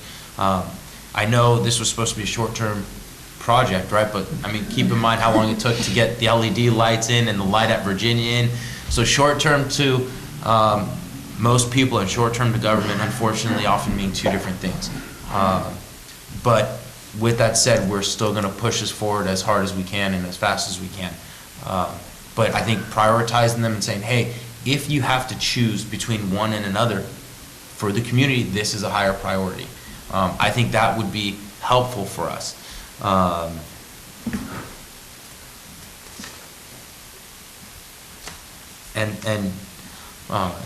You know, I think one other thing, and Bill hit on it, which is, you know, Moss Beach and Montera community is 6,000 plus people, and so we need to figure out how are we going to really engage more people, right? And so in the past, we've done Mind Mixer, and we've done Next Door, and we've done E-Blasts. So, you know, we're gonna continue to do this, but we're also gonna go to the Mothers Club, we're gonna go to the PTOs, we're gonna go to the school district, we're gonna go to all these sources, and hopefully we'll be able to get some more engagement, because it is, you know, it is important to keep in mind, and we always are conscientious of it, and that is 13,000 plus people live out here. And so when, you know, 100 people show up to a meeting, we're happy, you know, hey, we're happy to see each and every one of those people, but that's a small fraction of the community. So, you know, how do we do more, and how do we get that word out more? So, you know, Bill, you were talking about the populations, and you're right. Would you consider having a separate breakout meeting for Moss Beach and everything else? I think we'd be interested to see what comes out of the prioritization process, and I wouldn't rule anything out. For this discussion, that just to try to wrap your mind around Moss Beach takes up all you can to consider it, so then jumping to something else, if this doesn't convince you there's enough complexity that it deserves its own meeting, I don't know what would. I think you've knocked yourself to do it. Certainly, the Midcoast Community Council can facilitate separate meetings, but we'd rather do that with the consultants rather than against them. So let's see what you think, Nicholas, what they think. You know, for all the different email lists we have, Next Door, everything else, we're still only reaching at best a quarter of the community. So, If that much.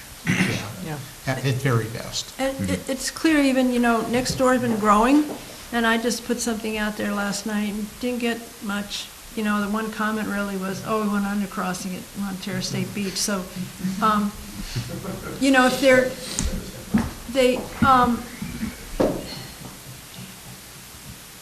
a lot of people just are busy with their lives, you know, and to try and, you know, granted, we want their feedback, but if their feedback comes from a place where they're willing to devote 5 minutes to sort of looking this over and saying, oh yeah, that looks good, then that may not be valuable, you know, when they get to see it, the project, say, well, that's not what I meant. I didn't think it was going to be like that. So, I mean, I think you can put it out to all the different places and everything, but I mean, you can lead a horse to water, you can't make him drink. Yeah.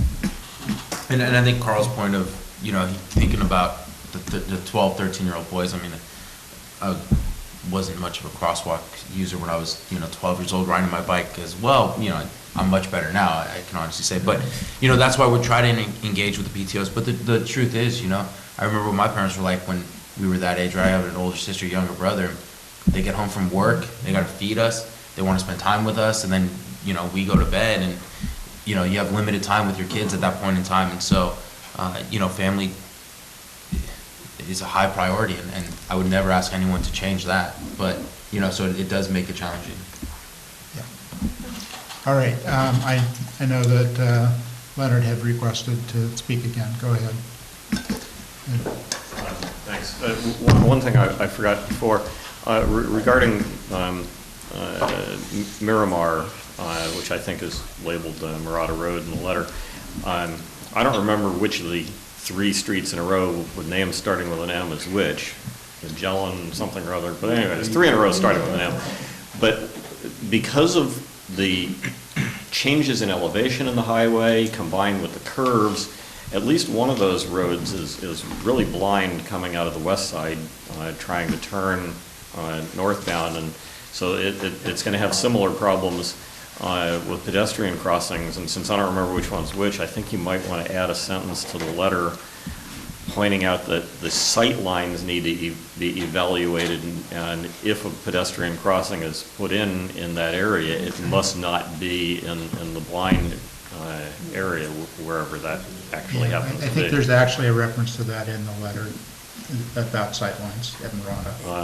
I didn't see it when I just took a quick look. It was at 7th Street. Oh, okay. I just, you know, I understand that at this point, if we had a real long meeting, people could come up with a lot of other details to put in this letter, but basically it's 4 pages, and we really do need to finalize it tonight, you know, and it's not to say that the comments aren't valuable, but this isn't the end, be-all, end-all or whatever. It's, you know, it is pretty comprehensive.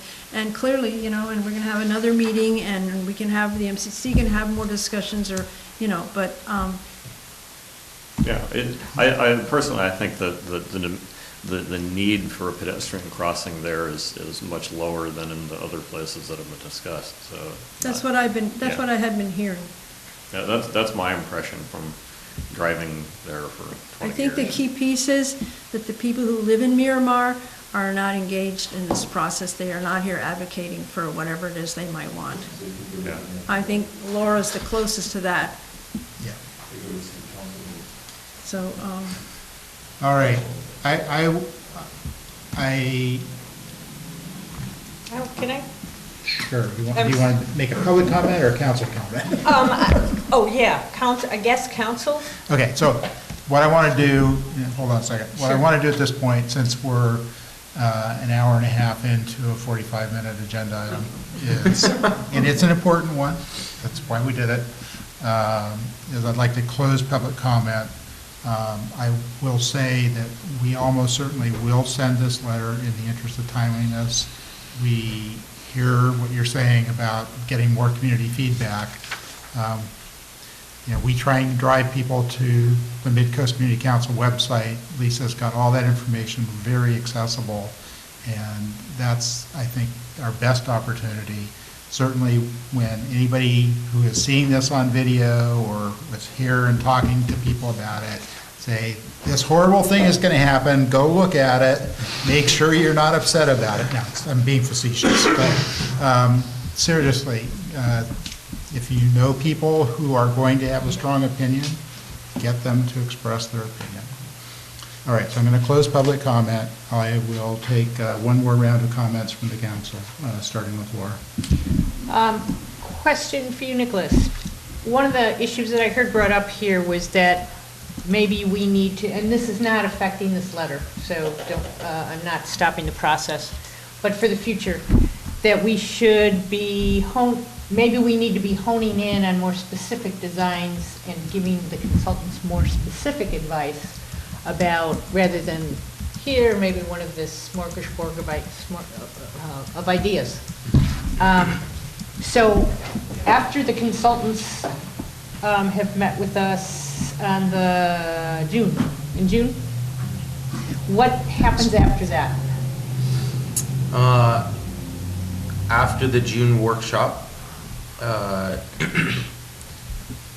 you know, we'll take the feedback that we receive into consideration, like we have the entire time, and we will, you know, if there are themes that people are hitting on, that, you know, we'll make those necessary adjustments as we have after every workshop, and then we'll send the document to Caltrans for their review. Okay, so that's going to be I'm trying to figure out if that's the meeting with the consultants, where would we anticipate that the MCC is either taking more comment, or there, you know, breakout community sessions, or is that not an option which we need to be? So assuming this all goes ahead, the next step will be an actual design. So when we get to the design process, there will be another round of comments. Whether it's going to be an exhaustive set of community meetings or not, I don't know. It'll probably depend on the size of the design. when you say next steps, could I just Sure. clarify? I think the next step, we still need to arrive at a preferred alternative. Yes. Right. Which- right. Ideally, at the Sorry, next meeting, yes. that may I happen. assumed that was what Nicholas All was right, describing. but then that needs to go to the planning commission and the board of supervisors? No, that needs to go to doesn't? Caltrans. That needs to go to Caltrans for what's called it's either a project implementation document or a PIER, which is another acronym that the state likes to use. And the whole purpose of that is to measure it against all of their specific requirements, to look at the impacts that it will have on the roadway and the corridor, and it's really Caltrans's own internal review process that they have to do. So we've been working, our consultants work with Caltrans, specific people from Caltrans on this, but they still have to do a full internal review. And that's what the next phase is, which is the PID phase. But I And mean- then after that is when you get into essentially the environmental and the design phase. Right, but the first thing that we need to finally achieve is select a preferred plan. And that doesn't need to be accepted or something by the Board of Supervisors or the planning. At some point, somebody told us that in a meeting.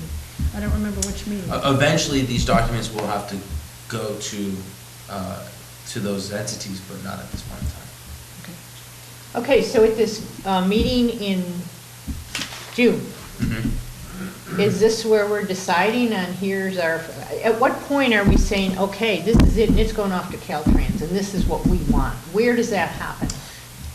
Or at what time? The goal is to have that happen after the June workshop. So we have the June workshop, we get the feedback, through that feedback, we identify the preferred alternative, and we send it all to Caltrans. Do you have a sense of the time frame of when those consultants want the preferred alternative? So they have, given that they're revising Moss Beach and Montera, and what they're actually doing is they're gonna make the project scope smaller, right? So one of the things we heard is, why are the raised medians so extensive? So essentially, we're going to shrink down the extent of which raised medians will be on the highway. They predict that the adjustments necessary to the PPS will be minor, and so they should be able to do that pretty quick. So it's not, they should be able to probably revise that PPS based off the feedback of the next workshop, identifying the preferred alternative. My guess would be maybe a month or so, maybe 2, I don't know. Yeah. I'd have to talk to them. You're starting to drift into summer and vacation, so Yeah. we'll see Yeah. what happens. Right, this came up when talking about June meeting, you start to get into vacation, it's like, this is now a whole year since we Right. started, and it's like, I just really think we need to just keep moving forward, and August is even worse than July as far as that stuff goes, but it's like, this long, it was a long time to get the funding, it was a long time to get the first document, and now it's been another whole year for this, and it's like, let's expedite. Right, Expedite. and one of the issues we ran into the first time around was when that document was done, we were entering into the holiday season, and so it was like, well, we don't want to do a workshop, around Thanksgiving, or you go into the holiday season in December, and so we always get pushback from communities when we do a workshop in December. So we said, okay, we're not going to do that. Let's push it into, the first part of 2015, and so that. And I don't want it to seem like I'm trying to make excuses or anything. It's just, that's one of the things we issued, but that's one of the issues we ran into. But the last thing we would want is to run into the summer and then say, well, we're not gonna do anything in the Yeah, summer. let's not I mean, do that. I think Yeah. that'd be horrible. And one of the things in the comments is, there's been a long time between workshops. Let's not do that. So. Yeah, let's just. How will prioritization enter into what you do? Well, I think that'd be a conversation that would need to be had with the MCC. I didn't hear what Lynn said. Prioritization. Of the Where- projects? Where in all of this do we prioritize? So I I think, ideally, during the June workshop, we should have some discussion of prioritization. I would anticipate too that the question would come up, if we're looking at, if the ideal solution for example, for Moss Beach to have medians and traffic calming and all that, if that is then projected to take until God knows when, then do we want to ask, well, can there be an interim thing here to Yes, happen exactly. sooner? That kind of question is going to come up. And we will welcome that- that, yeah. we welcome that type of dialogue. And- Question for me, I'm sorry. Okay, Go so, ahead. My question on that is, if we take the lesser, that can be done quicker, does that preclude us then from having is that like, okay, that's it, the rest of the money's gone? Or, are we able to then come back at a later point? there's always in time to another have the- decade, Laura. Well, in terms of the funding from the grant, I guess is what I mean. Yeah, if the community says, we want the whatever alternative can be implemented quicker from this project, if the community says we want that, then the money will go to that, and there's no second bite of the apple down the road with that funding. Not to say that there aren't other opportunities, but as far as this, grant is concerned, you know, that would be the bite of the apple. Yeah, it'd be a new grant. Yeah, it'd have to be another grant. Okay, so I don't, if I may ask may I ask the council a question? Well, before you do that, Dan's been trying to say something. Oh, I'm sorry. Let's give Dan a chance. I just wanted to ask Nicholas, you did a good job of summarizing the feedback that you received over this process. Is it possible you could do that in writing and submit it to the community? In what type of form? A letter, just make an announcement that, you know, this is what the process. Will it work if the minutes are detailed? Or they have me say it No, on I camera? think, I think it should Yeah. be something like published in the newspaper, this has been going on, and this is where the whole thing has been, so that, you know, those busy people that we were talking about, trying to get their kids to sleep, and, you know, that they can hear, they can get a little feedback on this process. So I think that that's a valid request. So the best, excuse me, I'm sorry. The best commitment I can make is I'm happy to bring that back to the supervisor and Okay. ask him. Okay, Right, I great. mean, that's not a decision I can make, especially when you start talking about newspapers. It's, Okay. I'm not the That's press fine. guy. No, I can accept that. So, and then, you know, I just wanted to, I'm sure I'm not the only one that has witnessed pedestrians crossing the highway and using left turn pockets as refuge islands. I've seen that on a number of occasions. So I just wanted to, you know, say that we should, you know, as some of the other members mentioned, the pedestrian crossings is a big deal. And if we could focus on the simplest, lowest environmental and congestion impact. And, you know, if there's certain design restraints that Caltrans has, you know, make it clear. I'm sure there's a creative way that we can come up where the community will, you know, somewhere, you know, find some happy medium. No pun intended. That was good. That was good. Caltrans design division is less, my experience so far has been that they are less creative than other people would like. They have very strict standards that they, you know, it's their job to maintain those. But your point is well taken, and I will make sure that, you know, we have those type of conversations if possible. I mean, for example, you know, in Half Moon Bay, they have grass islands just right there in the middle of the highway. I understand you can't put a raised median right in the middle of the highway without having some kind of a announcement that it's there. So there's, okay, And that's a very good point, and 2 seconds. I'll make it real quick. That's a real good point, and one of the things that we, you know, I think we also need to do a better job of it this next time around is education. Thank you. All right. Before you go, Laura, I want to point out that we've heard a lot of comments, we've heard a lot of suggestions. At this point, we still have not suggested any actual amendments to the letter. So we're either going to be making amendments to the letter, which is going to be more discussion, or we're all going to say, hey, it's good enough, we're going to vote for it. So I want people to keep that in mind when you're talking, because if we're going to be amending, we're going to be here for a while. Okay, go. I don't want to amend the letter. I want to address process, and if this, I'm lost as to the date. This is under, as to when this might be able to be spoken about again. But at any rate, I would just like other council members' comment on this, because it's rolling around in my head. Several people have asked for specific breakout sessions for Moss Beach, for example, because this is very complicated. And I want to get a sense of how the other council members feel about this. Just from a timing perspective, if it should or shouldn't happen, and this is not irrespective of the letter, which I'm happy with, but. So it's a process question. So what is the question? Breakout sessions, should we do them? Well, yeah, I mean, where in the timeline, is it feasible? Do people feel like it's necessary? Do they not feel like it's necessary? I'm just trying to get a sense, because several of the people from the community think it is important. And so I'm trying to get a feel for how other council members feel about it. So that is one of the comments I wanted to make. I'm sorry to be negative about it. I'm usually the most populist person. Definitely, the community needs to have input. However, at these meetings, I feel like we're starting to engage in a little bit of tail chasing here of, we have the same 10 or 15 people that come and make comments, and we hear those comments.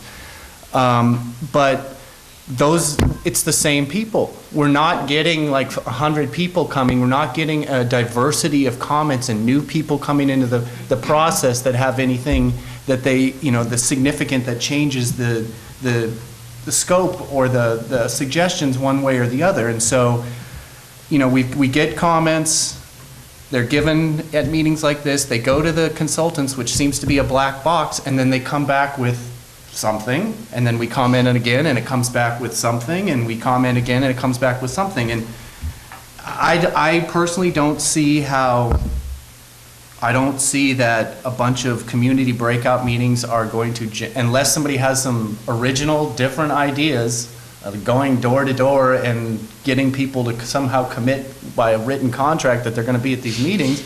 I'm just not seeing how we're going to increase the number of turnout. We're going to have additional meetings like this where, our regulars are, and we're going to have this kind of the same discussions. And I'm not seeing what's going to change to have those breakout sessions beneficial. Also, I am concerned, though I understand, that Moss Beach, we have our own specific set of issues that we need to deal with here. But I think that we are all connected here, and it's hard for me to differentiate as I think about the Midcoast. If we just want to have Moss Beach discussing what they want to do, well, Montera's right there. And I'm not sure, again, how community-specific breakout meetings will move this ball forward as opposed to just swirling up the pot a little bit more. So that is I would like more community input, but I'm not seeing it on any issue, really. Okay, as you're speaking, I'm going to bring this back to you, Nicholas, and that is one of the things I spoke about at the Connect the Coastside meeting, separate project, and that is how community comment is collected at the workshops. And so, obviously, we have people who are not trusting that, and so they're feeling a need to have very specific breakout sessions. We don't have to talk about that right now, and I'm getting tired, but that's really an important issue, so that people feel like they're heard. And, okay. So, do you have any comments on the topic? As far as breakout sessions? Yeah. I think when this was brought up, it was never an exclusion kind of a thing. The topic would be Moss Beach, but anybody would be welcome to come. And if there were some people that wanted to have a brainstorming session, I'd be willing to, do that. I don't think we need a camera. It could be more informal. If you thought that was useful, you wouldn't have the engineer there to answer questions and guide it, but you could, maybe reach some better understanding on different things, whatever. I'm open to it. I think we should go ahead and wrap this letter up and get that done, and we've had good feedback from Nicholas about the process and another meeting and some revised designs, and that's all good. And as far as the picking a preferred alternative, one can hope that the new alternatives would have something there that people can get behind, a compromise, and we can move this thing forward. And then we can talk about priorities and things like that. Heck, we used to have meetings over and over on the same subject. And we can... Year after year. And so we can do that. We can just have this on the agenda every year till August if you want, whatever. But let's, I do think we should just approve this letter and seal that. Nicholas says he likes to have our stuff in writing. And then under future agendas, we could talk about what we're going to put where. Okay, I'm happy with that. And for what it's worth, I do think the community brainstorming sessions, discussions are worthwhile. I don't think they need the consultants there. I think it's, as long as somebody's familiar with the process and the history is there, we have a few maps and a whiteboard, we can probably make significant progress. If there are people willing to come. Dave, I'm happy, by the way, I'm happy to attend. Thanks. Any of I those. appreciate that I have offer. a pretty intimate understanding of all of these, so Yes, I know I'm you happy do. to. Great, I really appreciate that offer. Absolutely. So what I'm going to say to the people who are asking for community workshops is go line up 10 people who haven't been in every one of these meetings, and we'll set it up. I'll take point on that if And necessary. how does that input get integrated into the larger picture then? I would suggest it be fed back through the MCC, unless people don't trust the MCC. And certainly, they're more than welcome to send the input directly to the planner and Dawn. I think if you had such a workshop before the next presentation, it would be, basically, I see it as a way to brainstorm, and so some new ideas might come up, and some people might form different opinions or that kind of thing, which then will help them when they go to the next consultant workshop. Their ideas would have evolved, and they can give their input at that time individually or however we. And I chose 10 sort of arbitrarily. And I'm not saying people who have attended every one of these meetings can't come. I would just like to see some new faces. Sorry, Leonard. Go ahead, Chris. Those of us sitting here would also like to see more new people. I know you would. You're all as frustrated as we are about that. I was considering making this comment as a possible amendment to the letter, but I think I will just make it in response to what we've been talking about these community meetings, which is I think we need a game changer as far as the presentation of these designs. As Carl mentioned, something visual, and I'm thinking that what the breakdown for me as just an individual trying to grasp these things is we go to these meetings, we see something up there, we walk around the boards, we give input, then a certain amount of time goes by, a month, a couple months, a draft report comes out, or we have another meeting, and then we're seeing more pictures. But a month has gone by, and in our minds, like, how are we comparing it? What I'm thinking of is some kind of presentation software where the engineer or the designer can sit there and say, okay, so we've got the intersection of Virginia and Highway 1. What do we want to do there?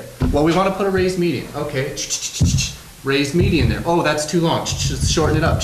Where we can see in real time what we are talking about and then leave that meeting with some concrete visual. Because to me, it's the disconnect of we give our thoughts, it goes to the consultant, and then, like I said, it's a black box. We're not really sure what's going to come back. And it never seems to come back exactly what we thought or what we thought we had said.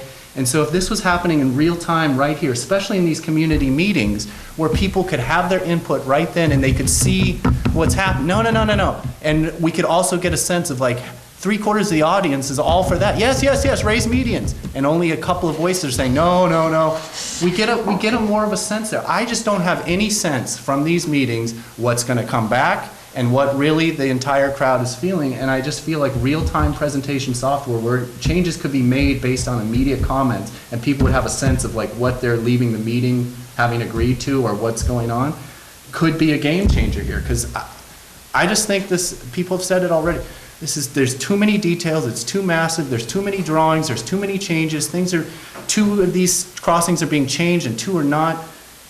That could be one reason why there's nobody coming to these meetings. That people are just like, you know what, there's a basketball game on tonight, I'm gonna watch that. I can't follow all this. And so something real-time presentation software.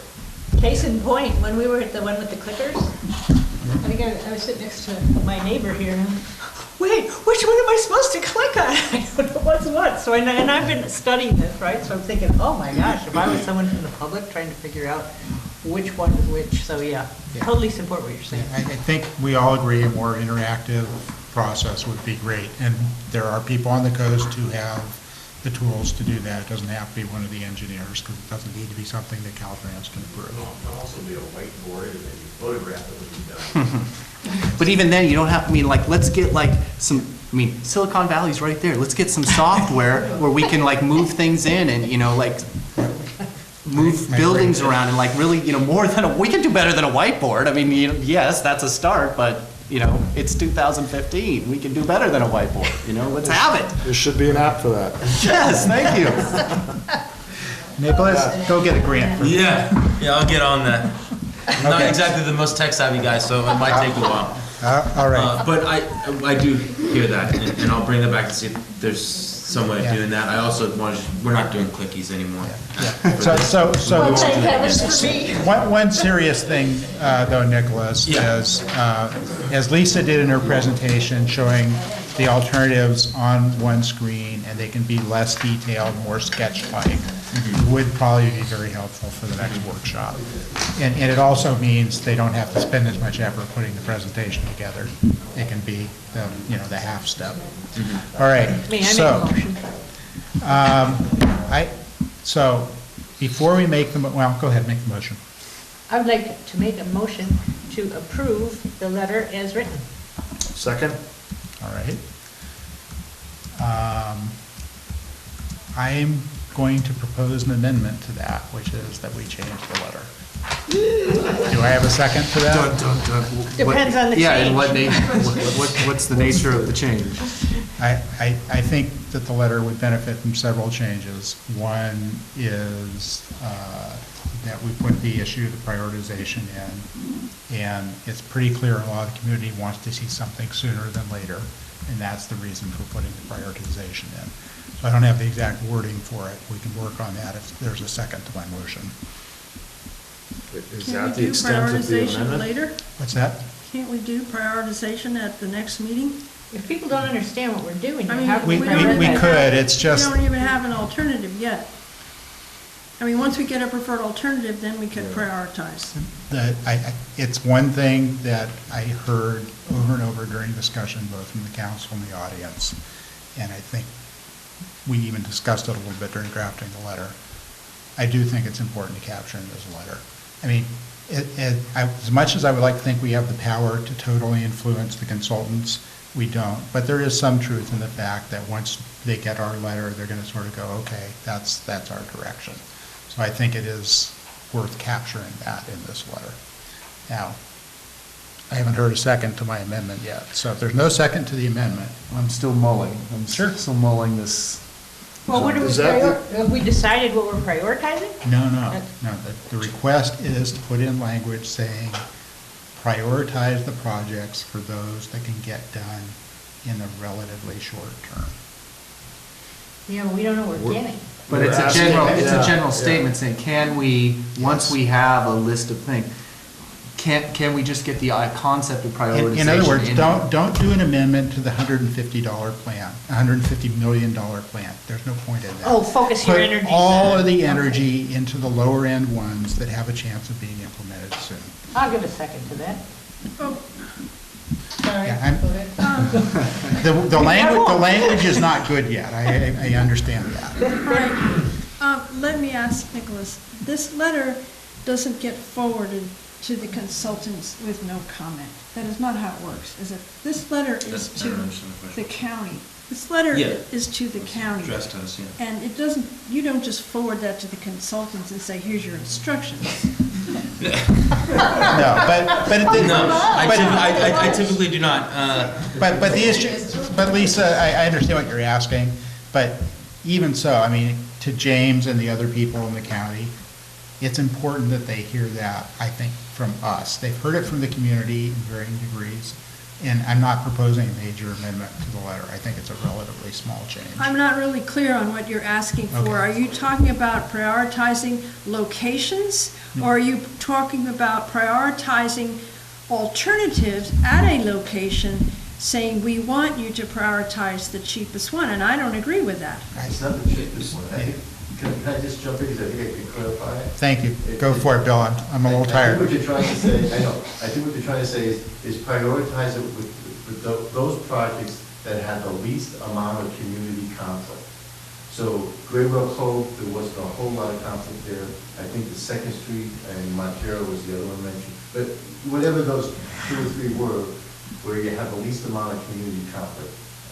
In Morse Beach, there's still a lot of unknowns. We kind of agree to that.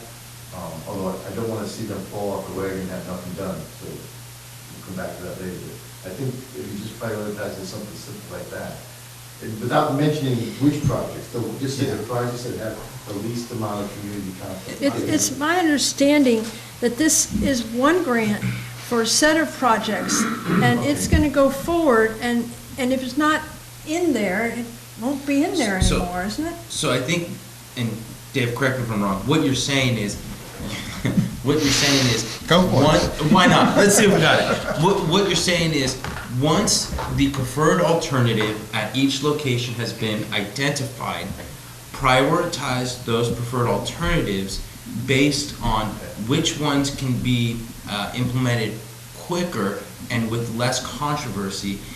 Implement those so we can get something done, and then spend more time on the ones that the community has not identified as ready to go yet. Is that what you're saying? You and Bill captured that part of it well, but I actually had one other thing I was trying to say, which is, when you go into the next version, spend the effort on things that are likely to be implemented. Don't spend the effort on the high-end things that are not going to be implemented.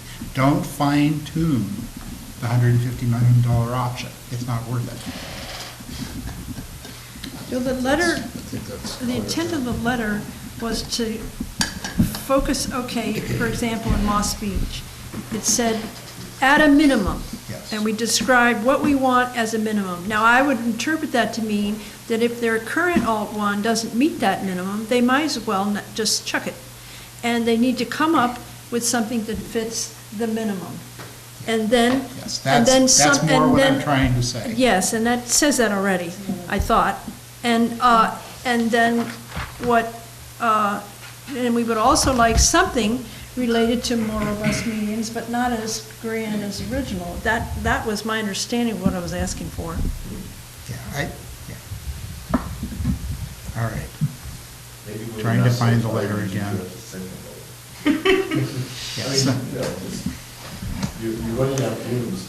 Yeah. Yeah, for We are. sure, I am. I We think need that while I meal break. totally support the concept of putting something about priority and expediency, I think I personally have been convinced by Lisa that that it's important to get this letter, All right. that this letter I'll withdraw the. is strong enough Yeah. as is, and we will have another chance to talk about and we're talking in generalities of conceptual philosophy of prioritization, but we don't have any specifics, and so while it's a great idea, and I think we are all in agreement, like, at some point we want to prioritize our list. Yeah, But so I had no intention of prioritizing any projects. I just wanted The the idea. concept of Yes. prioritization to be. We call for the vote? But I have withdrawn it. We have a motion, we have a second. Does anybody else want to propose an amendment before we take the vote? Hearing no.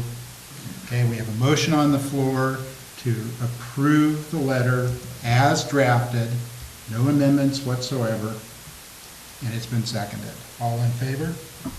Aye.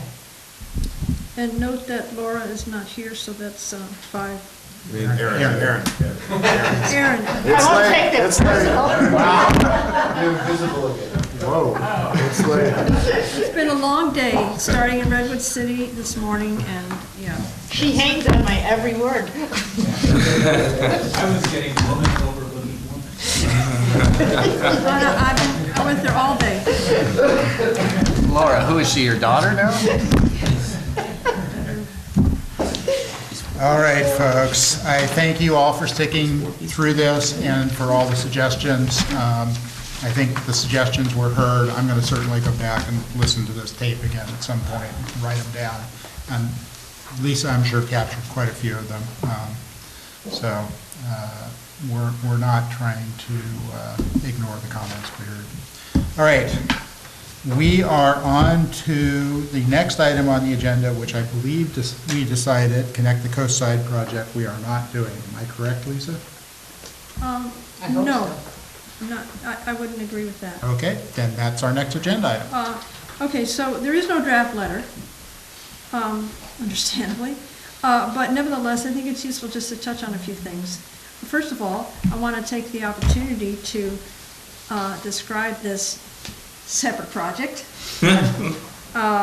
Connect the Coast Side is a project to develop a comprehensive transportation management plan to address cumulative traffic impacts of Midcoast residential development on Highway 1 and 92.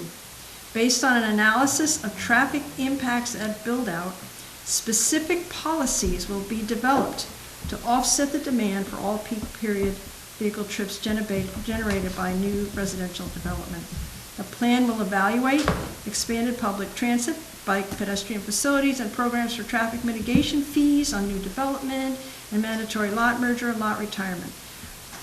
This is a plan with policies. This is not a project to be built, as in the Five Crossings project. Then why was the document full of You might well diagrams and ask. drawings? You might well ask, but. Many people have asked that question in Okay, retrospect. so, yeah, and I think the fact that there were a lot of specific transportation improvements proposed, people assumed that this was preliminary to actually doing those projects. Well, maybe, yeah, maybe not. That's not the goal. The goal is to develop policies as I described. So that's the real difference. The Five Crossings, that's a project. Connect the Coast Side is a plan. Does that make sense? Did I do it right?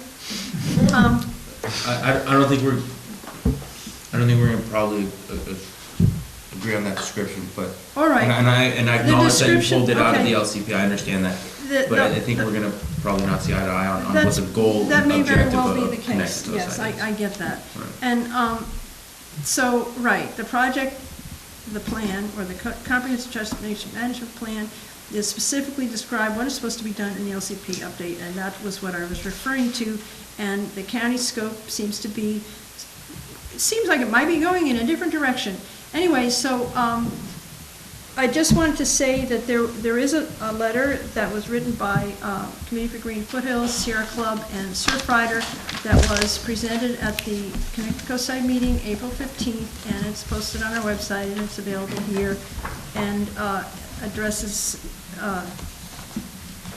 some of these issues. And I had thought originally when I put this on the agenda that I would have a letter for the MCC on that topic, but there wasn't time for that. So nevertheless, people might, it's late, maybe not, but at least I think it would be nice to have an update from Nicholas, perhaps, on maybe what's gone on at the county since that meeting and what we might expect to see as far as Can you Connect the say more Coast about Side. what he doesn't agree with? Well, maybe, I guess I'm asking if I can turn this over to Nicholas to see if he has anything to say. I'm fine with on that. He can tell me I was off base or whatever he wants to say. Gee, thanks for putting me on the spot here, guys. I was coming ready to talk about crossings, and now, no. So I think where the disagreement comes is there's this thought that Connect the Coast Side or the Comprehensive Transportation Management Plan should strictly be policies, and the county's objective is how do we mitigate the impacts of residential and non-residential development. And that mitigation involves, from our stance, not just policies, but also projects. And we're using the word policies and projects, and I'm gonna use these words because that's what we've already used. And so that's what we're looking at doing, is what type of projects, in addition to, what type of projects and policies could be implemented to mitigate existing and future congestion on Highway 1. That's where I think we're gonna disagree, and I think this is an extremely important issue for us to discuss at the county, that, this question has been raised, and we haven't had, with that said, we haven't had official discussions internally at the county as to, what is our stance on the letter that was submitted that states this. With that said, we have been looking at these projects that could help mitigate the congestion and improve the level of service. So that's one element. The second element is, what are we doing since the last Connect the Coast Side workshop? And during the last Connect the Coast Side workshop, it was abundantly clear that there's a disconnect between Connect the Coast Side and community desires.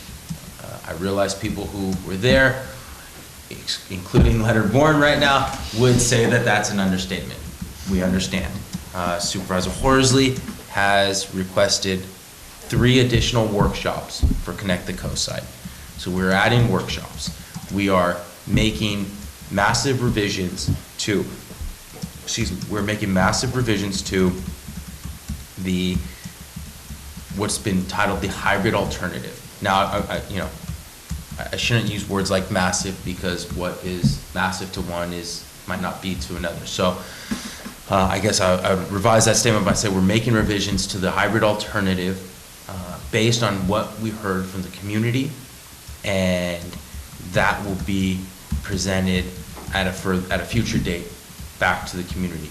We are also looking at the build-out analysis, which received substantial criticism during the last workshop. And what had originally happened was the consultants looked at what is the potential overall build-out. So based on existing lots on the coast side, developable lots on the coast side, what could build-out look like under full build-out potential in the future? And that's what was originally put in. Now, at the workshop, that was criticized, and so we're going to go back and we'll look at what is a more appropriate way of conducting a build-out analysis. What is in light of what the community has provided us for feedback. So we're going to revise. We're going to revisit the build-out analysis and take a look at those numbers. And when we come back to the community, we will be presenting a different plan, and hopefully a plan that will be more in line with what the community would like, also what the Coastal Commission is expecting, because this is a plan that is required by the Coastal Commission, and so we have to make sure that it meets their expectations as well. Before you do that, so I'm going to exert my privilege. Go for it. I would say that if you're going beyond what the LCP requirement is, please keep in mind that the LCP requirement should be addressed, and ideally should not be completely smashed in with the rest of the stuff.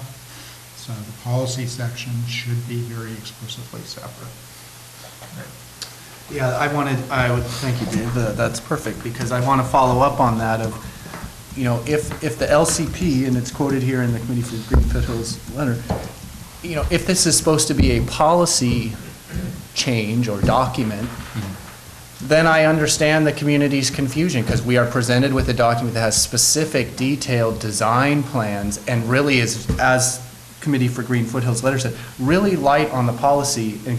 At the April 8th meeting, unfortunately I was not there, Carl, Leonard, and Bill all made comments related to policy issues about this that I'm just not feeling the county dealing with. We have this specific designs for an El Granada portal gateway and stuff, which is nice, but is not dealing with lot size, with water, and other issues like that, that to me, those are LCP policies. And I feel like the county has created a problem for itself by trying to conflate policy and specific design plans, and now it's kind of a mishmash where people don't even know what it is. They think it's the safe crossings thing. We're getting comments about overpasses and stuff. I finally get it now, and that's why I didn't say anything about overpasses, because that's not part of the safe crossings. That's something else. That in fact in the draft document, there's 4 above grade crossing designs specifically drawn out there. Now to find that this is more of a policy document where we're not talking about specific implementation of things, I just can't even see how the public can have any idea what this thing is. Absolutely, and what we need to do is provide some better educational opportunities for the community. So the county is not ignoring the policy. So when people say policy, what they're really thinking is land use policies, right? Water use policy. Exactly. So, one, we were told that we didn't evaluate water and sewage, which there's a section in the build-out analysis for water, and there's a section for sewage. So that is addressed.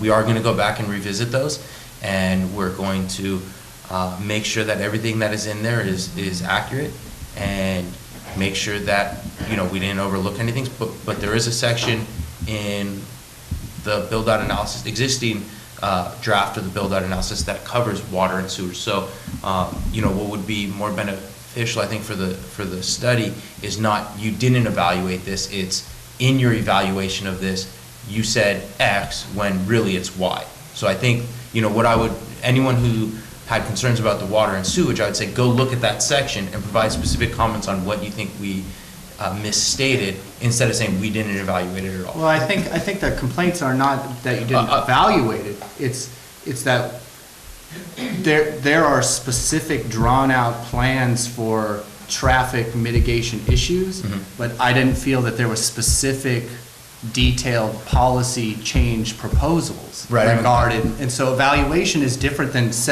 presenting design proposals. Where are the policy change design proposals? I mean, if we're going to be proposing things as opposed to just evaluating, again, the document is confusing. Right, and I haven't gotten to that part. So I wanted to kind of address just both things. So that was the water and sewage comment. The policy, which once again people were, use the expression policy to refer to land use policies, is a separate part of Connect the Coast Side that is currently being drafted, and so it hasn't been brought to the community because it's not done yet. So it's not that we have ignored it or not done it. It's still being evaluated and it's still being drafted. So what our original plan was to have, and it's still our plan, is to have an entire workshop strictly about policies. And I think what we're going to push for is having 2 workshops strictly on land use policies. So the policy section has not been removed from it. The policy section is not being ignored. We're just not at that phase in the project, right? People were wanting to see that, but their expectations are one step ahead of where we really are. So, and that's what I meant by we need to probably lay out do a little bit better job educating on the schedule, right? So we provide a schedule, but I think it probably didn't lay out certain elements like it should have. So we are doing the land use policy element. It is going to be presented to the community. We are going to have workshops on it, and it is going to be incorporated into the final document. Lisa, Laura, Dan? I wanted to, like I say, all we have really here is the letter from the community groups, but Laura and I, having participated at the TAC, and this is about process and the lack of advanced documents. The TAC, there's only in this case the one group, there's not a TAC and a steering committee like there is for Princeton.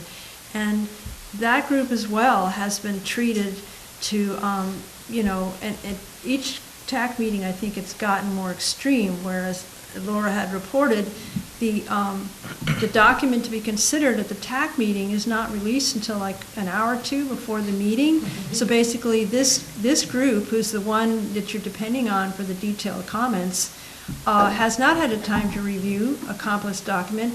They go there and the PowerPoint is shown and read to them, so they're unprepared to comment in depth and so they're given short shrift too. And I don't know whether there are some TAC members whose comments are absorbed, but the experience we've had is the comments we've made have just been ignored.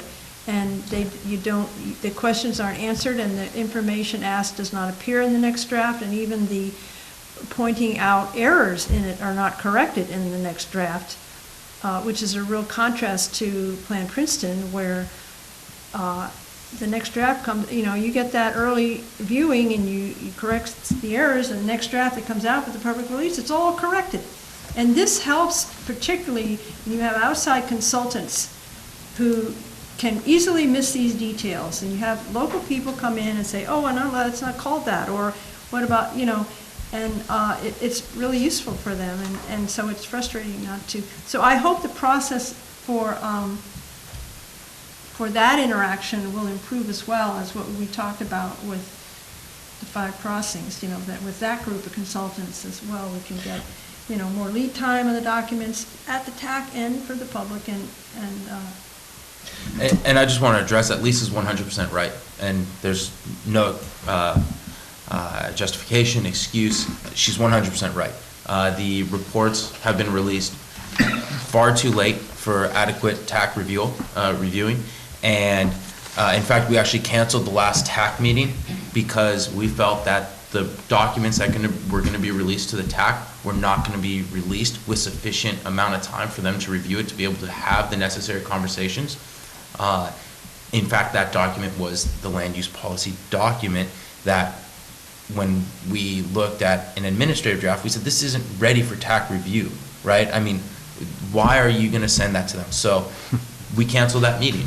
Everything Lisa said was spot on. And what we have done is we have set, the county has set for the consultants a two-week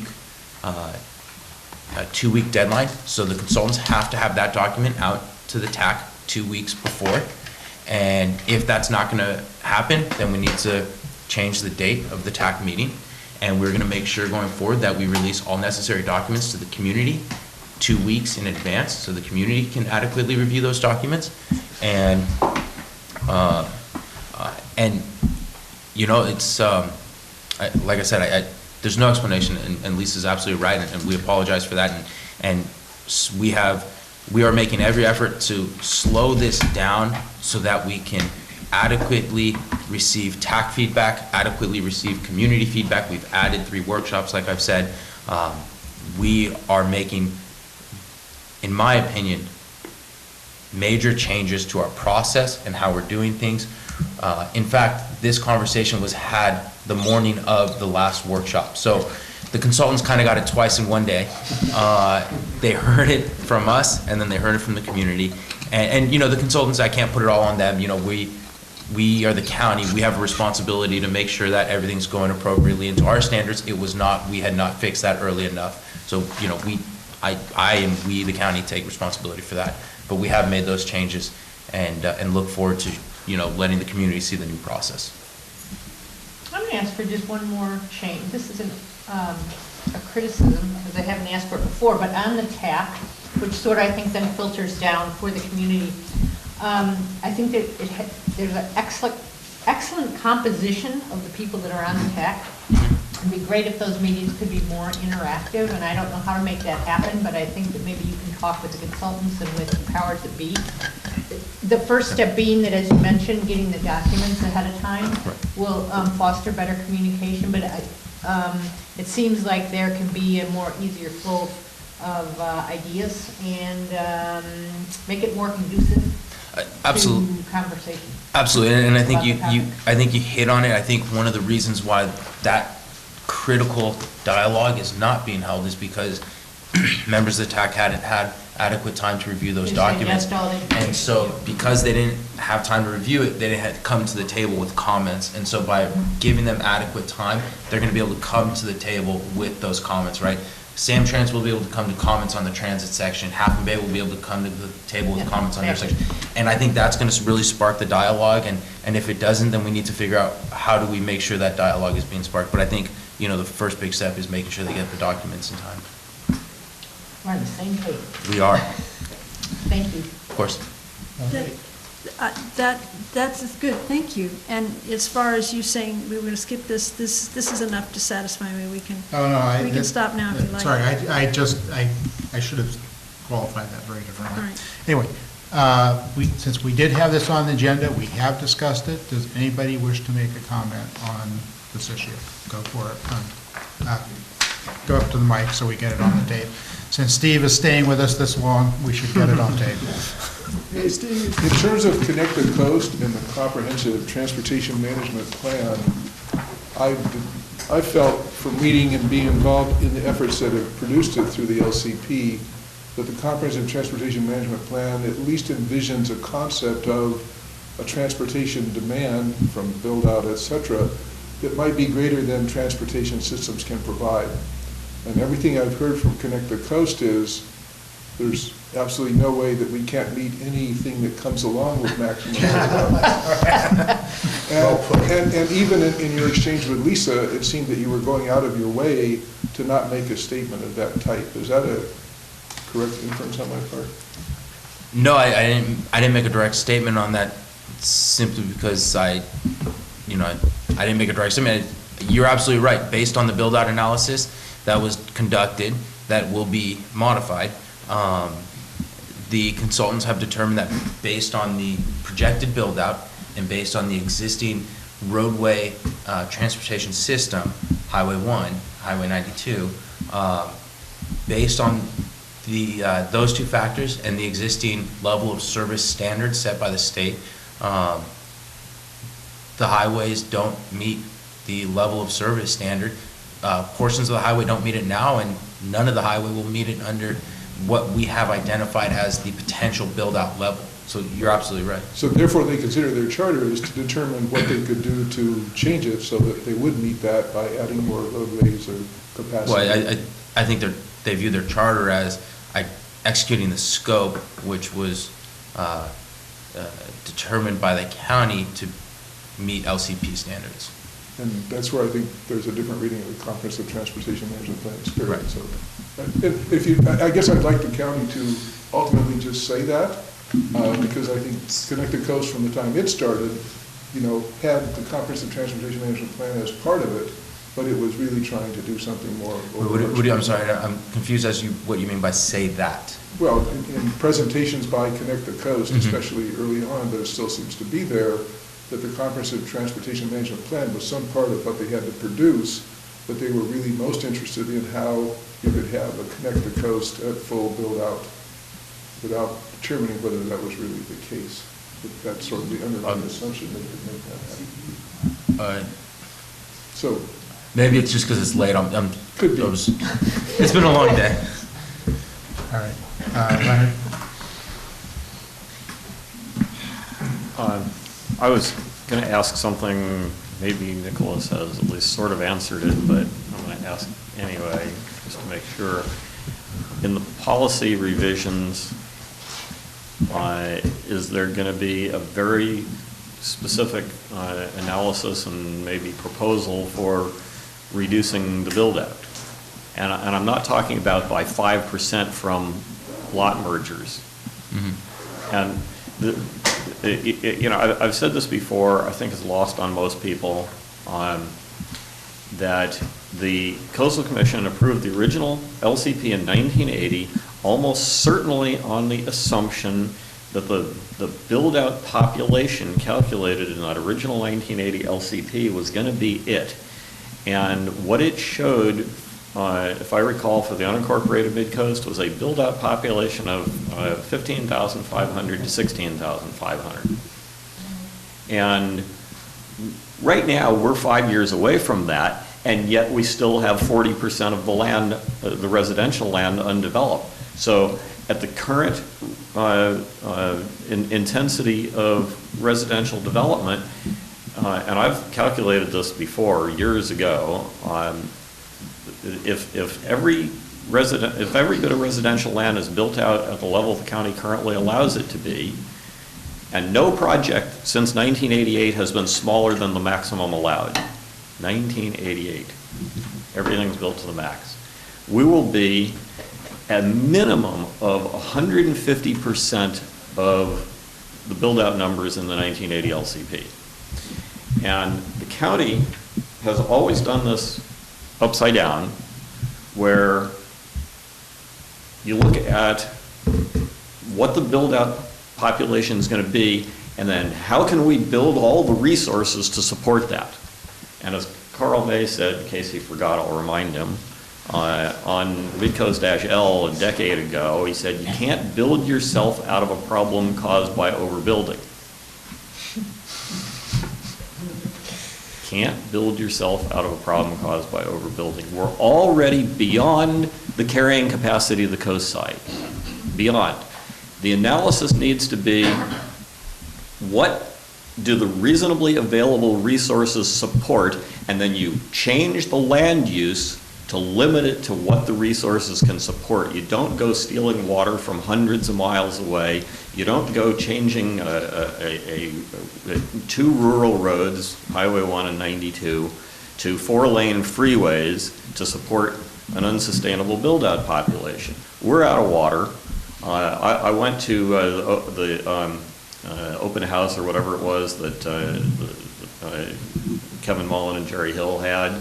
I had to run back here, unfortunately, before getting up to the suite for better FaceTime with them. And I did get to the front of the line. I said to Assemblyman Mullen, the first thing that you do when you're waist deep in a hole is stop digging. And he looked at me and, what are you talking about? And I said, we're out of water. We need to stop building houses. And his reply to that tells you everything you need to know about what's wrong with California. He said, we can't do that. Well, he's wrong. We can do that. They just don't want to do that. So the county needs to figure out how to limit the final build-out target to no more than what was in the 1980 LCP. And I've given you a way to do that that eliminates the takings claims. The property owners may not agree with it. That's tough. They can go appeal to the U.S. Supreme Court. It's been litigated at least 3 times to the U.S. Supreme Court, which has declared that as long as any use of the land remains, there is no takings. There's only a takings when you say you can't do anything with your land. So what you do is you cut by half the house size that's allowed on any given amount of land. I have, counting the garage, I have an 1,800 square foot house. It fills up the lot as far as I'm concerned. I have a 5,000 square foot postage stamp. The county allows houses double that size. All you need to do is you limit 5,000 square foot lots to a house the size of mine. I'm not against big houses. If somebody wants their 5,000 square foot McMansion, like in East Miramar, go build it on 20,000 square feet, and you won't hear from me. But don't put it on an 8,800 square foot lot like the county allows, violating the zoning minimum, by the way, of 10,000 square feet, which the county has just soundly ignored. And then the county allows development of essentially full-size houses on 4,400 square foot lots in the 10,000 square foot zoning district. This is a development density of nearly 2.5 times what the LCP computed. So of course we're way over the build-out, because the county doesn't even enforce the loose rules that they have. So the only thing that's going to work, and I imagine this would get 75% support from the coastside community, is you drastically cut back on what and how much development is allowed. And look at the totally vacant subdivisions. Most of them are in Half Moon Bay, not Shore Acres, but what's the one on the west side of the highway, just up from the horse ranch? It doesn't matter, just. It would be cheaper to buy up all of that land than it would be to build all the infrastructure necessary to support the development of that land. And so that needs to be one of the things that's evaluated in the CTMP, is what is the cost of buying up those totally vacant subdivisions? A lot less than 4-laning Highway 1, 4-laning 92, stealing more water from hundreds of miles away, building the schools. The school mitigation fee is at the most half of what it costs to build the schools for the kids that are going to live in those houses. You really need to cut down the final build-out, or this place is going to be unlivable. It's almost unlivable now. I've known a number of people over the years who have just thrown up their hands and moved away. And it gets worse and worse. It has to end. And that means you cut down the final build-out to that 15,500 to 16,500, no matter what it takes to do it. And that's the only thing you're going to get very broad support for. The people will be against it, of course, are the ones that own vacant land who have dollar signs painted on their eyeballs. Thank you, Leonard. Anybody else wish to speak? Fran, go ahead. Yeah, Fran Pollard, El Granada. Well, I guess this, to back that up, and I think the justification for it now, and I said it at the last meeting, you have to take into consideration we are in a severe drought period now, and it could continue. And this could be the norm, not the exception anymore. And that alone, why we don't have water, and we may never get more water.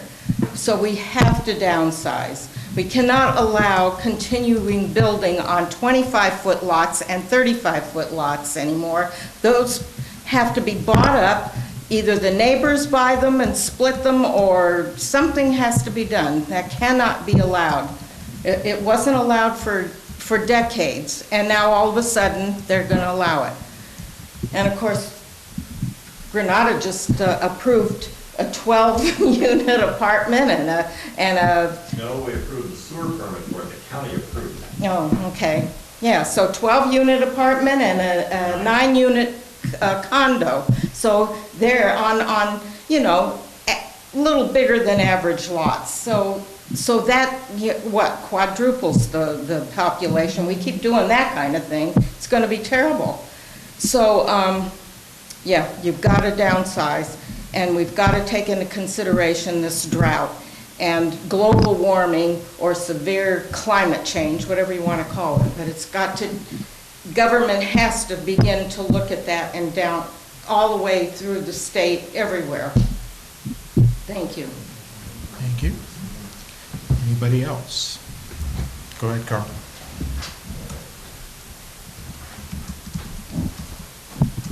Since I've already been put up as a sage here, I almost feel it necessary to make an appearance.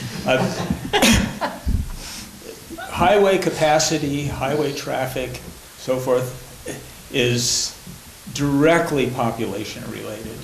We're talking about population when you're talking about these things.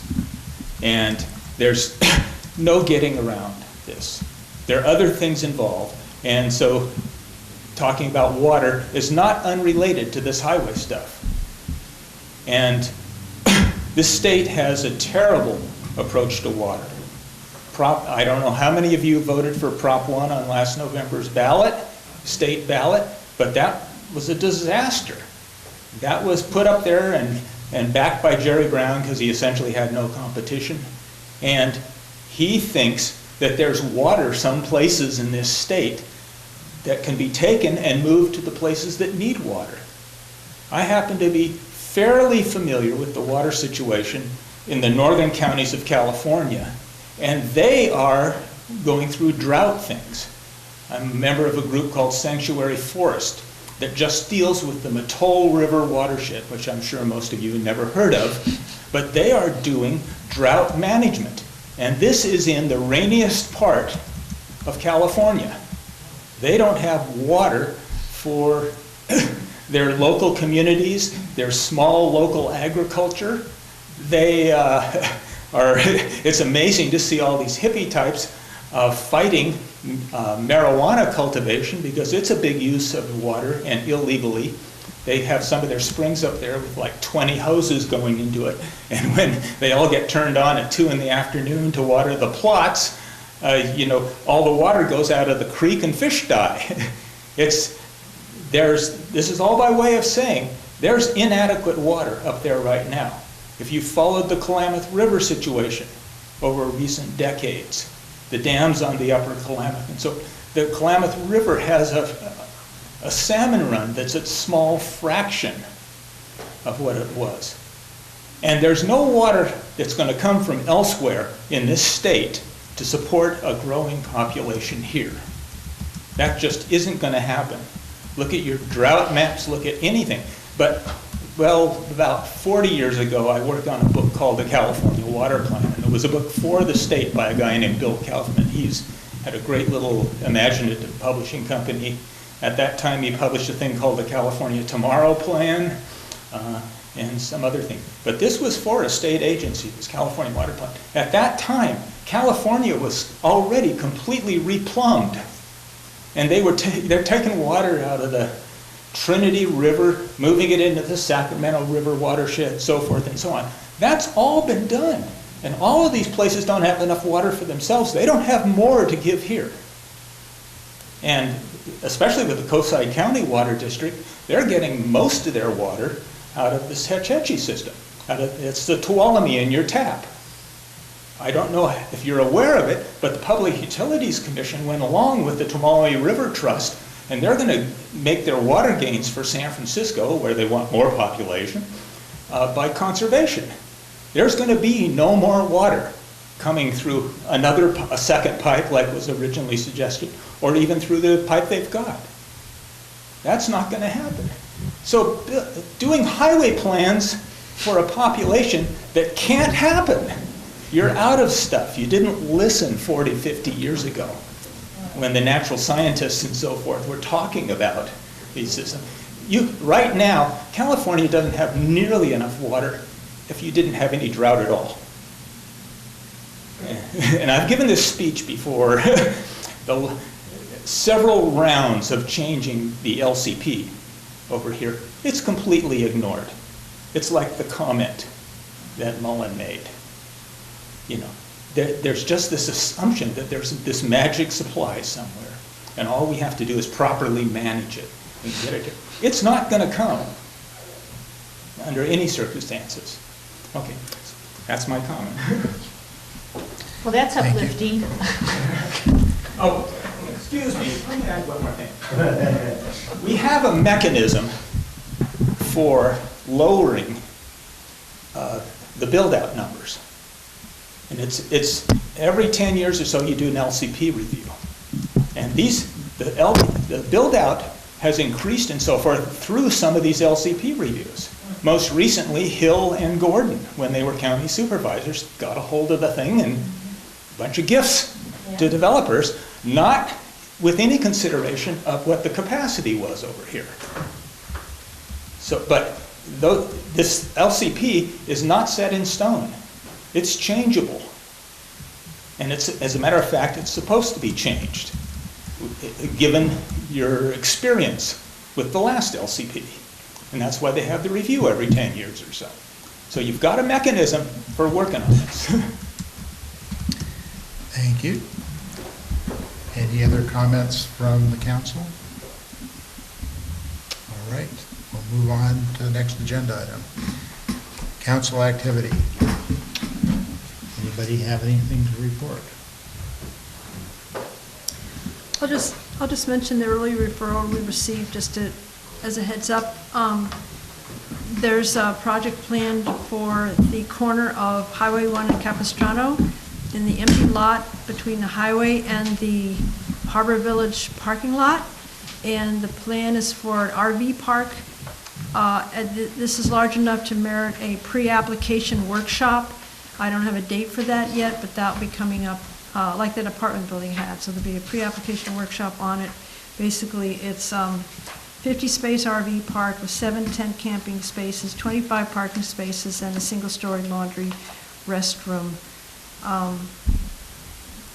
And just to note, keep in mind that the Coastal Commission is in favor of affordable visitor lodging.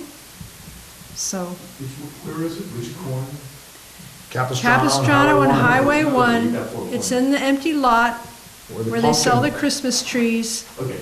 Yeah. Over next to the play is that one. The northwest one, yes. Basically, Yes, you next would to fill Flavors. in that empty lot over to where the farmed field is. Yeah, fill that all in with this. Are they going to plant some trees to block it out? Well, that was the first thing that came in mind, because they were asking if the MCC had any initial comments, and the first thing I thought of was, don't plant a row of cypress trees. They're already there, he planted them 20 years ago. Okay, anyway, just a heads up that you'll be seeing that.